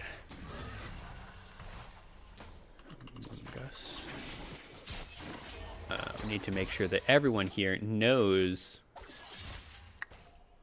who we're playing against. And we are playing against someone who is has Among Us in their name. So here is Among Us. It's the only Among Us gaming reference that I'm aware of. It's a poison grass type tank Pokemon. Forget where he was first released. For a little while there in the poke meta, you could play an Among Us into a toxic team comp if you wanted another toxic user, and if you wanted someone decently tanky, because he was not super or he was resistant to fighting type moves, unlike Blissey, which really was the reason that you would be running fighting type moves. So it's kind of a niche meta pick, if you will. I've seen him a lot recently in media. I'm not really sure why everyone's saying so much about Among Us. I mean, he's a pretty underwhelming Pokemon, just all in all. So yeah, not entirely certain about that one. Here in top lane, Yellow Cactus going a little bit low. However, he is Aatrox, so he's going to be able to be fine here. And I have forgotten completely to introduce this team. Team Sus. And Team Kinda Sus. Here in the top lane, we have Sagar here on the Ornn, going up as Yellow Cactus there. Yellow Cactus might actually be able to get a decent amount of damage here. But Flig here, 999 on the Wreck guy, coming in to stop him. Ricky missed in that mid lane on the Strong Tomato. CP Zerb here on the Samira, here down in the bot lane. And then Fate Space, his AD carry. Fate Space going in, not quite able to do anything. Little Way 69 dodging out of the snare there from Ricky. Missed it, getting very low. That Prey Seeker not quite able to put off Little Willie 69. And he's going to have to take a back here. Did not take teleport into this lane. Opted for Ignite instead. I think that's the correct thing to do on Yone. The problem that I am seeing is that the Yone does not have teleport where his opponent does. Didicus into the 1v1 versus Flig 999. Didicus, however, the rest of his team is here, but Flig 999 did dash over the wall. Now Kiej Lauge having to flash and heal. Free space very low, but Luna Femora going into the horse form right now, looking for something. Not sure if he's able to do anything, and no. Unfortunate there for UNM Esports. That was very, very close to first one and not quite able to do it. Didicus having used his flash, Kiaj having used his flash and heal, and unfortunately nothing came from it. The good news, free space, I don't know if you want that. His name is actually Fate Space. Yellow Cactus showing off his prowess here on the Aatrox. He knows that Sager does not have the flash, and he is looking to really put on the pressure in this lane. Ricky missed using his teleport back to the lane. That is the problem with not taking teleport as the Yone.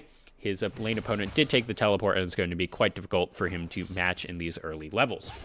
Later, it might also be difficult. Luna Ephemera going forward, and then the snare coming out from Fatespake. Now in this 2v3, Luna Ephemera going very, very low, having to use that flash, getting onto his armored horse right now, and Flig 999 very low. CP Zerb quite low as well, and Kiaujlaoji has basically 0 mana. Yellow Cactus going in, trying to get something, and that's a good, I forget what that ability is called, dash out there by the Horn, piloted by Sager. Little Willie 69 doing a pretty decent job here in the mid lane, staying pretty much even in farm, and that's really not exactly what you would expect here into the melee ranged matchup. You really would expect that this Nico is just kind of running all over. That was a really good pop blossom there, and Little Willie 69 is going to be first blood, knowing that Little Willie 69 is going to snap back to reality at some point. Just walk over to it and throw your ultimate. The only Little Willie 69 does not have flash. Didicus looking for a dive here, I think, but with Horn now available, they're going to opt out of this. I would have liked to see that dive happen maybe a few minutes ago. Xiao Liwei going to get very low. CPZ Burb is probably going to die here, and unfortunately did not flash over the wall correctly, and that's going to be Luna Ephemera taking that kill somehow. Now Fig 1999 is the next one on the chopping block, and actually Yellow Cat is taking quite a bit of damage, getting ignited up himself for 8 space using that. Yellow Cat's trying to heal up a little bit, but I think he took more damage than he did, or than he dealt out, and Luna Ephemera getting very low here. UNM just wants to throw down all the abilities they have, throw this very large wave into the turret, and they're just going to let Fate Space take it. Little Willie 69 here actually gets that red buff. Flake 999 does not have flash. He's over the wall, and he might take an auto attack or two from the Ocean Dragon, but I will take that in response to being able to get that red buff for free. More importantly, that actually takes it away from Flake 999. Flake 999 is on that dragon. Didicus running towards his top side. So that dragon is going to go over to Flake 999 and to Team Amoongus. And nothing traded back for it since they don't know about it. Ricky Mista getting a little bit of a push here into the mid lane. It will be fine, but Didicus coming around in that mid lane. The Leave Lilting Lullaby going to go down. There's the Pop Blossom, the flash out from Ricky Mista, getting knocked up himself, though. I think this is just a matter of time. They give it over to Little Willie 69, and I think that's the correct move. 1-1 for both mid laners, 20 CS up here. The jungler for UNM on his lane opponent. And even Yellow Cactus doing a pretty decent job of staying ahead in CS here. Or even in CS here. A few down. Flig 999 trying to pick up a little bit in the mid lane. Little Willie 69 does not have access to his ultimate, so he needs to be a little bit careful. Here we're going to see in the bot lane, Xiao Liwei is going to take his Sivir is going to get Muramana first, and then he's going to go into everything. Now Luna Ephemera under the turret, diving a little bit. CPZ Burb getting a lot of damage. He's healing, and Kiaujlaoji able to pick that one up. He's probably going to go down to the Leona, and no, the Leona decide not to, and that is actually good news here for UNM Esports. Even though Luna Ephemera did go down, the kill went over to the Leona, and one kill went over onto the Sivir, so he's going to be perfectly fine. He might go back and get that Mana Mune. The only thing that I really wish that Yone had mana for is because a Mana Mune onto a Yone would be a lot of fun to say. Unfortunate for all of us that he is not mana. Because he's a ninja, and ninjas don't use mana. Not really sure why, but they just kind of don't.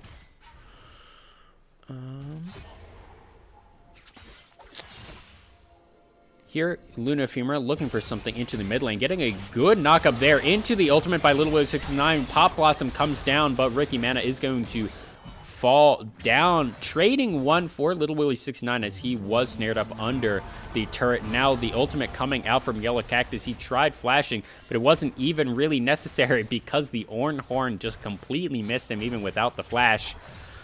And that is going to be one in the W column there for Team Amoongus.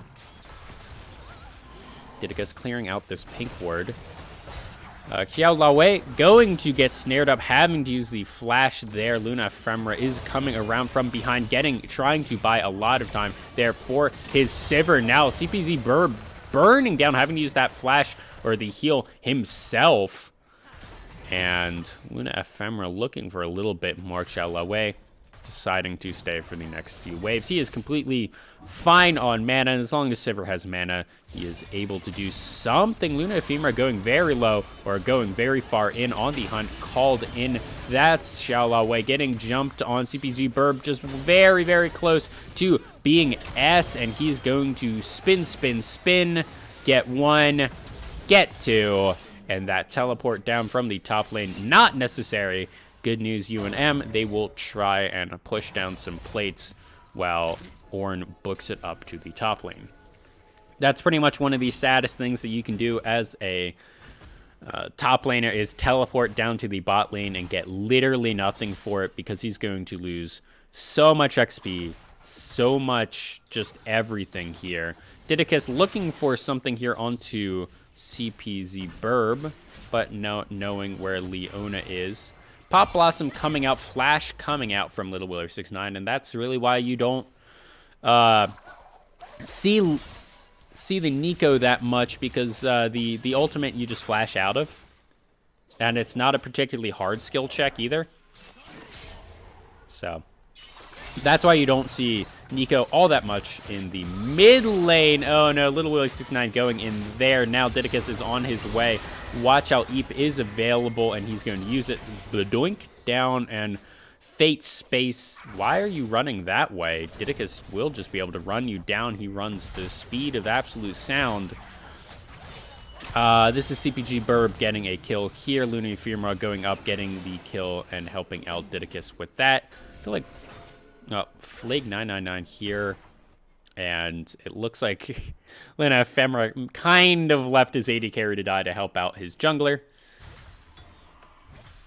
And here, back to the top lane, Yellow Cactus up to a 15 CS lead before this wave crashes. Is going to be about 7 going over to Sager.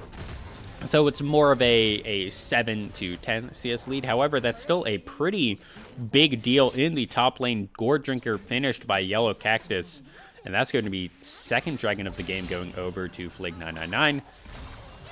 Not the most proactive gank-heavy jungler in the game so far, but very similar to last game. We've seen Didicus get a lot of kills. We've seen him roam around and get ganks, but no dragons so far, has not gotten any Rift Heralds. This Sivir haven't used on the hunt, using the heal, and he's going to die anyways. CPZ Burb on a rampage. He does have his mythic item already, and Xiao Laowei does not have even his completed Muramana. Little bit tragic here for the Sivir. He is only 11 CS down in CS. That's not that bad. 20 CS up here. Didicus putting on a masterclass here of how to play the deer in the jungle. Didicus releasing a mixtape later this season, named Bambi in the Jungle. Okay, Little Willie 69 going in, getting the Ignite down onto Ricky Mista, doing a lot of damage and just snapping back to reality. Maybe he misjudged his damage. I'm not entirely certain there. Pop Blossom still available for Ricky Mista as soon as Little Willie 69 goes in again. Free space, or Fate Space, is here. Ricky Mista using everything. That's 3 ultimates. Little Willie 69 going down here, and Sagar able to pick that one up. The Orn Horn was called. Now Yellow Cactus needs to run for the hills. He's going to try and get something. Luna Ephemera is here as well. Fate Spates going down very low. Sagar getting a knock up into the wall. Now Flig 999. He's actually going very low. That's a kill going over onto the support. And now CPC Burb is just going to run down this Sivir. I've seen this before. CPC Zerb is going to get cut down where he stands. They give that one over to Yellow Cactus. Yellow Cactus now on the board 1-0 and 3. A complete monster here on the monster champion that is Aatrox.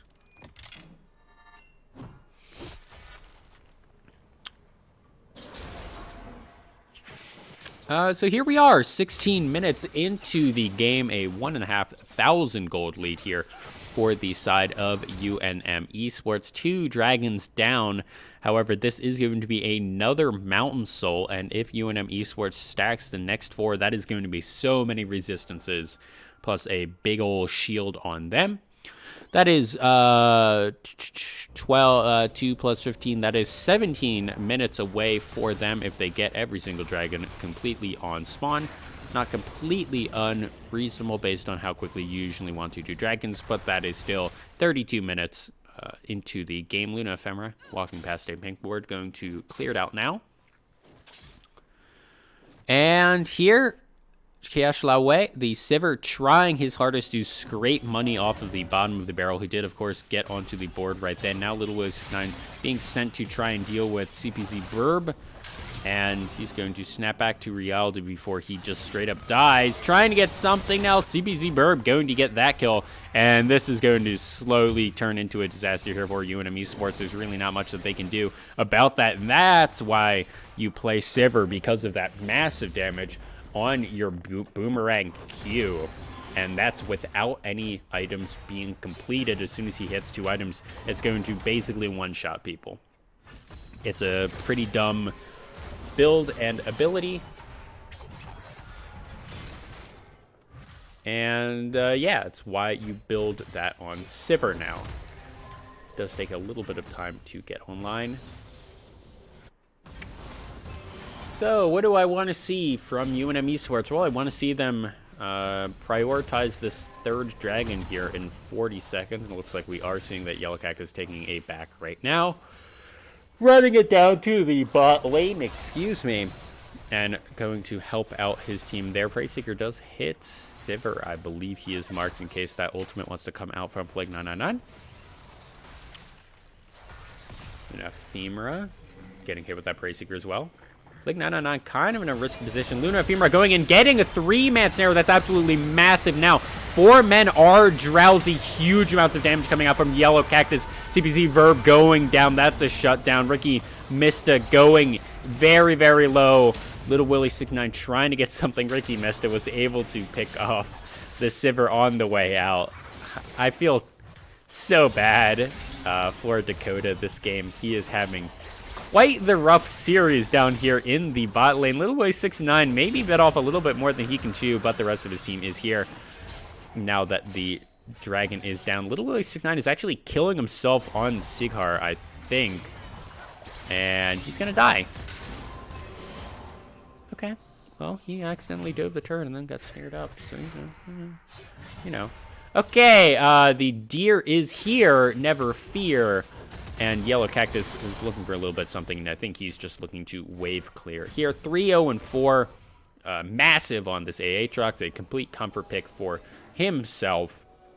Didicus looking for something. Yellow Cactus, you're in a long lane in a 2v1. Knocked up. He's not going to make it out. The scream, and it's going to be all dead from there. Didicus trying to save this turret, but not quite able to do it. Yeah, that was Aatrox just kind of being too far forward while he didn't need to be.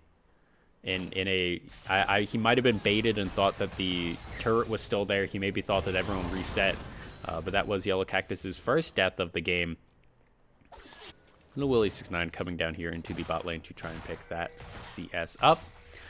We finally see the Manamune transforming here for the Sivir.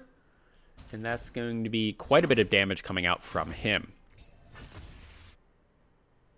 Next on the block, on the buy list for him, is the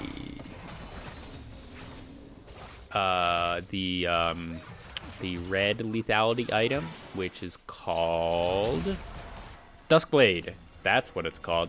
I'm very tired right now. Sorry. Okay, that's a lot of damage going on to CPC Blurb from the Aatrox being snared up, and that's going to be so much damage. He's going to start spinning to winning, and Yellow Cactus dunking him down to the dunk zone. Fate Space is going to get dove here, and that's a lot of damage. Now Little Willie 69 trying to do the 1v2. He might be able to do it. He's getting knocked up. He's getting so much damage, and he's not quite able to trade anything back. However, with the 2 men going down on the other side of the field and a turret, that is a perfectly fine trade for UNM Esports that gets sent back to try and stop the split push here in the mid lane.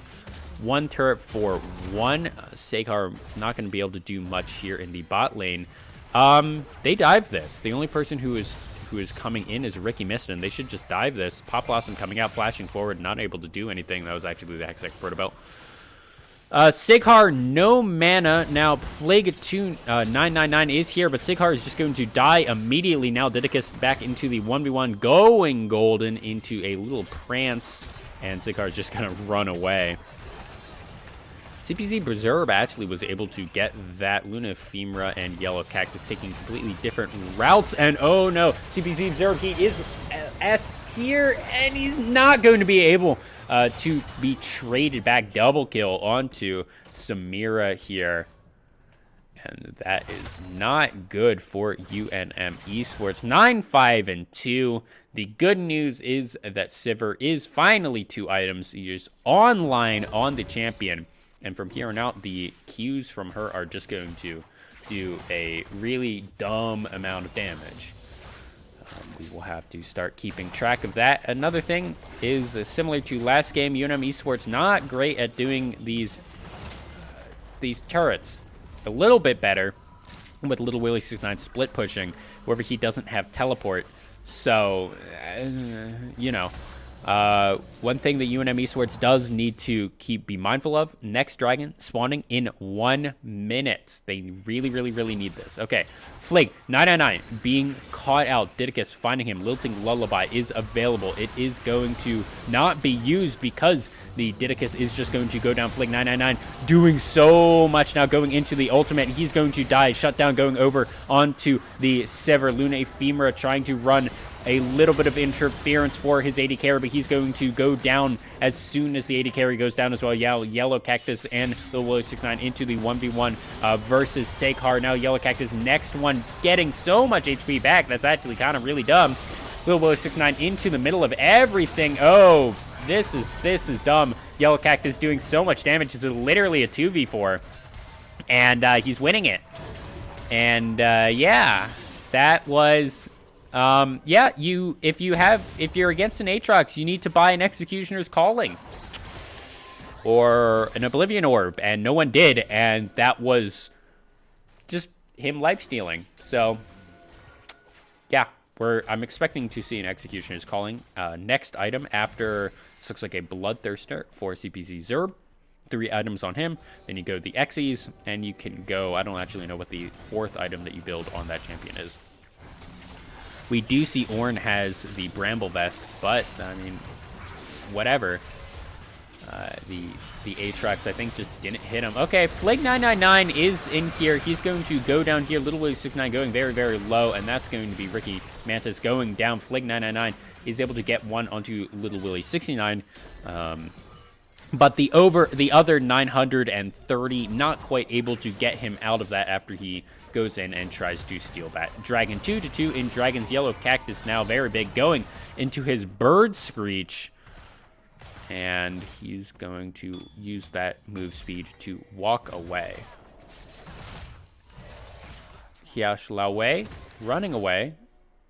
And now everyone on UNM Esports is trying to collapse. That's the Call of the Forge God going down. And Didicus almost 100-0, going golden right then. Hiash Laowei trying to get a lot of damage down. Didicus going down huge. Drowsy sleeps onto 3. Luna Ephemera able to get 1. Hiash Laowei trading 1 back. Seghar and he's going to run away, and that should be this outer turret going down here for UNM Esports. Okay, Yellow Cactus looking for something. Flig999, I don't think you want this. Luna Femra is going to just get out with a big shield of himself. That's Kiashawe doing so much damage too. The Ornn there on the hunt, pulled out here from the Sivir. Yellow Cactus wanting to turn, so is the Sivir. 4, 6, and 10 on the Sivir. The Will 69 now going in, getting the ultimate. That's going to be a lot of damage, and that's Flig999 getting killed off. 4 and 8. He's starting to turn the corner of the Yasuo power spike, and UNM Esports on a pretty good trajectory from here on out. 1,000 gold ahead here at 26 minutes, even on Dragons, and there's not a win con in sight for really the worrying thing that I'm worried about for UNM Esports is that they just give up all these dragons, and so far this game they have not. The next dragon will be soul point for whichever team picks it up. Little Willie 69, maybe a little bit far forward. He is in the 2v1. He's flashing forward, but that's not going to be enough, and he's probably just going to die here unless something really special happens. CPCs are picking that one up. A little bit too far forward with no support from his team and very little wards. Either free space was coming around to collapse. Unfortunately, that he did throw his ult or throw his flash down. Yellow Cactus doing a good job here split pushing. Ornn trying his hardest to stop. Of course, an Ornn now. Ricky Mesta is here in the 2v1. Luna Ephemera also looking for something. I don't really like the support being here. Send him somewhere else. Aatrox should just be walking out. What blue team turret went down? It must have been that mid-tier 1. Just in minions. That's embarrassing, honestly, for both sides. One thing that we have not talked much about, and we are seeing come out right now, Seghar is level 15, and that will mean Ornn Immense coming out. Upgraded arrow pack coming out here for the Nico. And what is the item called for Samira? Blood Ward. Okay. Cool. Neat. And Yellow Cactus still in this 1v1 versus Seghar.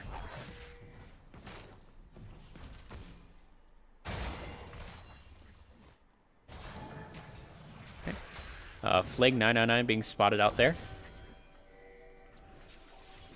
Next objective to come up is in 1 minute. I'm actually not entirely certain if either jungler went for the Rift Herald this game. I don't remember it being taken. I don't remember it being spawned, and I don't think that the Rift Herald went down. A little bit interesting. I suppose neither really played towards the top side of the map, but you would think that with Yellow Cactus there on that Aatrox, you would be throwing more things to him. Little Willie 69 going over the edge of the wall, doing actually quite a bit of damage there. Flig999 dodging out of everything. Didicus trying to get something. There's the Pop Blossom, and that's over the wall by Flig999. Unfortunately, he did not go down for UNM Esports, but he is at half HP, and there's not much that he can do to get that back in the next 25 seconds. All right. So everyone's here for UNM Esports. Amoongus does have priority there on the mid lane. CPC Zerb. That's not the real one. That's Nico. Unfortunately for UNM Esports, this pink ward is not as deep as it needs to be. I feel like I've seen that happen quite a bit today, like 3 or 4 times in both Baron and Dragon. Okay, we're going to see a 5v5 here on the hunt. Called down, Luna Ephemera looking for something. Little Willie C9 taking it a little bit low.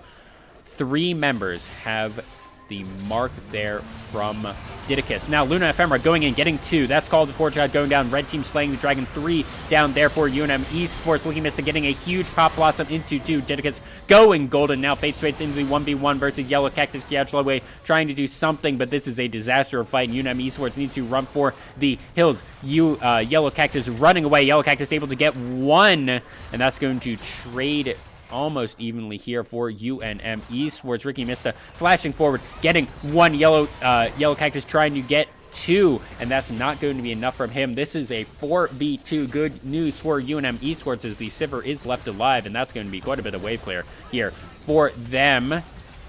CPC Zerb not able to get knocked up there by UNM Esports. Little Willie 69 trying to do something. CPC Zerb going almost into S, and that's going to be him shut down, going over to the Sivir. Flashing forward by Luna Ephemera. He's going to be able to get one Fate Space, going down double kill over to the Sivir, going invis. And that's going to be the extended fight for UNM Esports. One turret going down overall, and I think also overall that was a 5-man or a 3-4-3.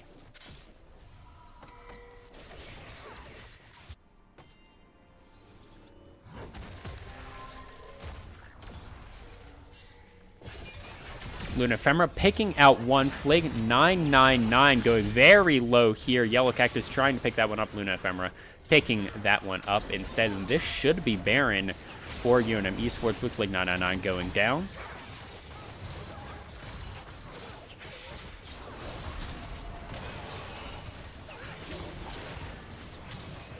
Okay, Sighar, that's not the actual Sighar. That is the Nico.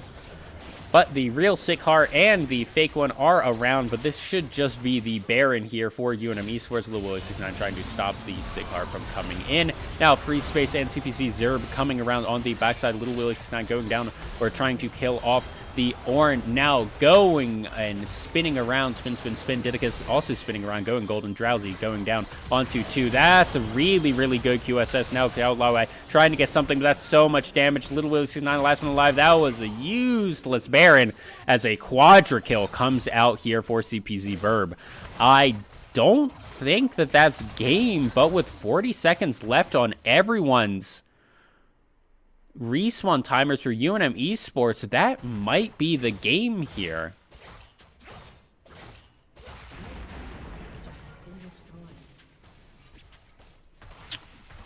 And I think that will be Luna Ephemera up in 5. He does have access to his ultimate. Let's see what he's able to do. Nexus Bear, Luna Ephemera going in, using his ult, trying to get something done, just being disruptive, not quite able to do it. That's going to be game here. UNM Esports going over to Among Us. Sad Clash, winning the first one, losing the next 2. However, good news for the Clash team is that is really what you want to do here. You get the most amount of rewards if you do, in fact, do that.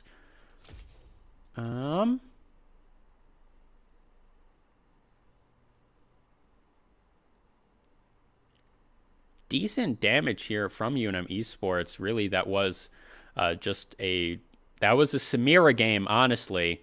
Samira. Even with the nerfs, still a very, very good champion, as you can see.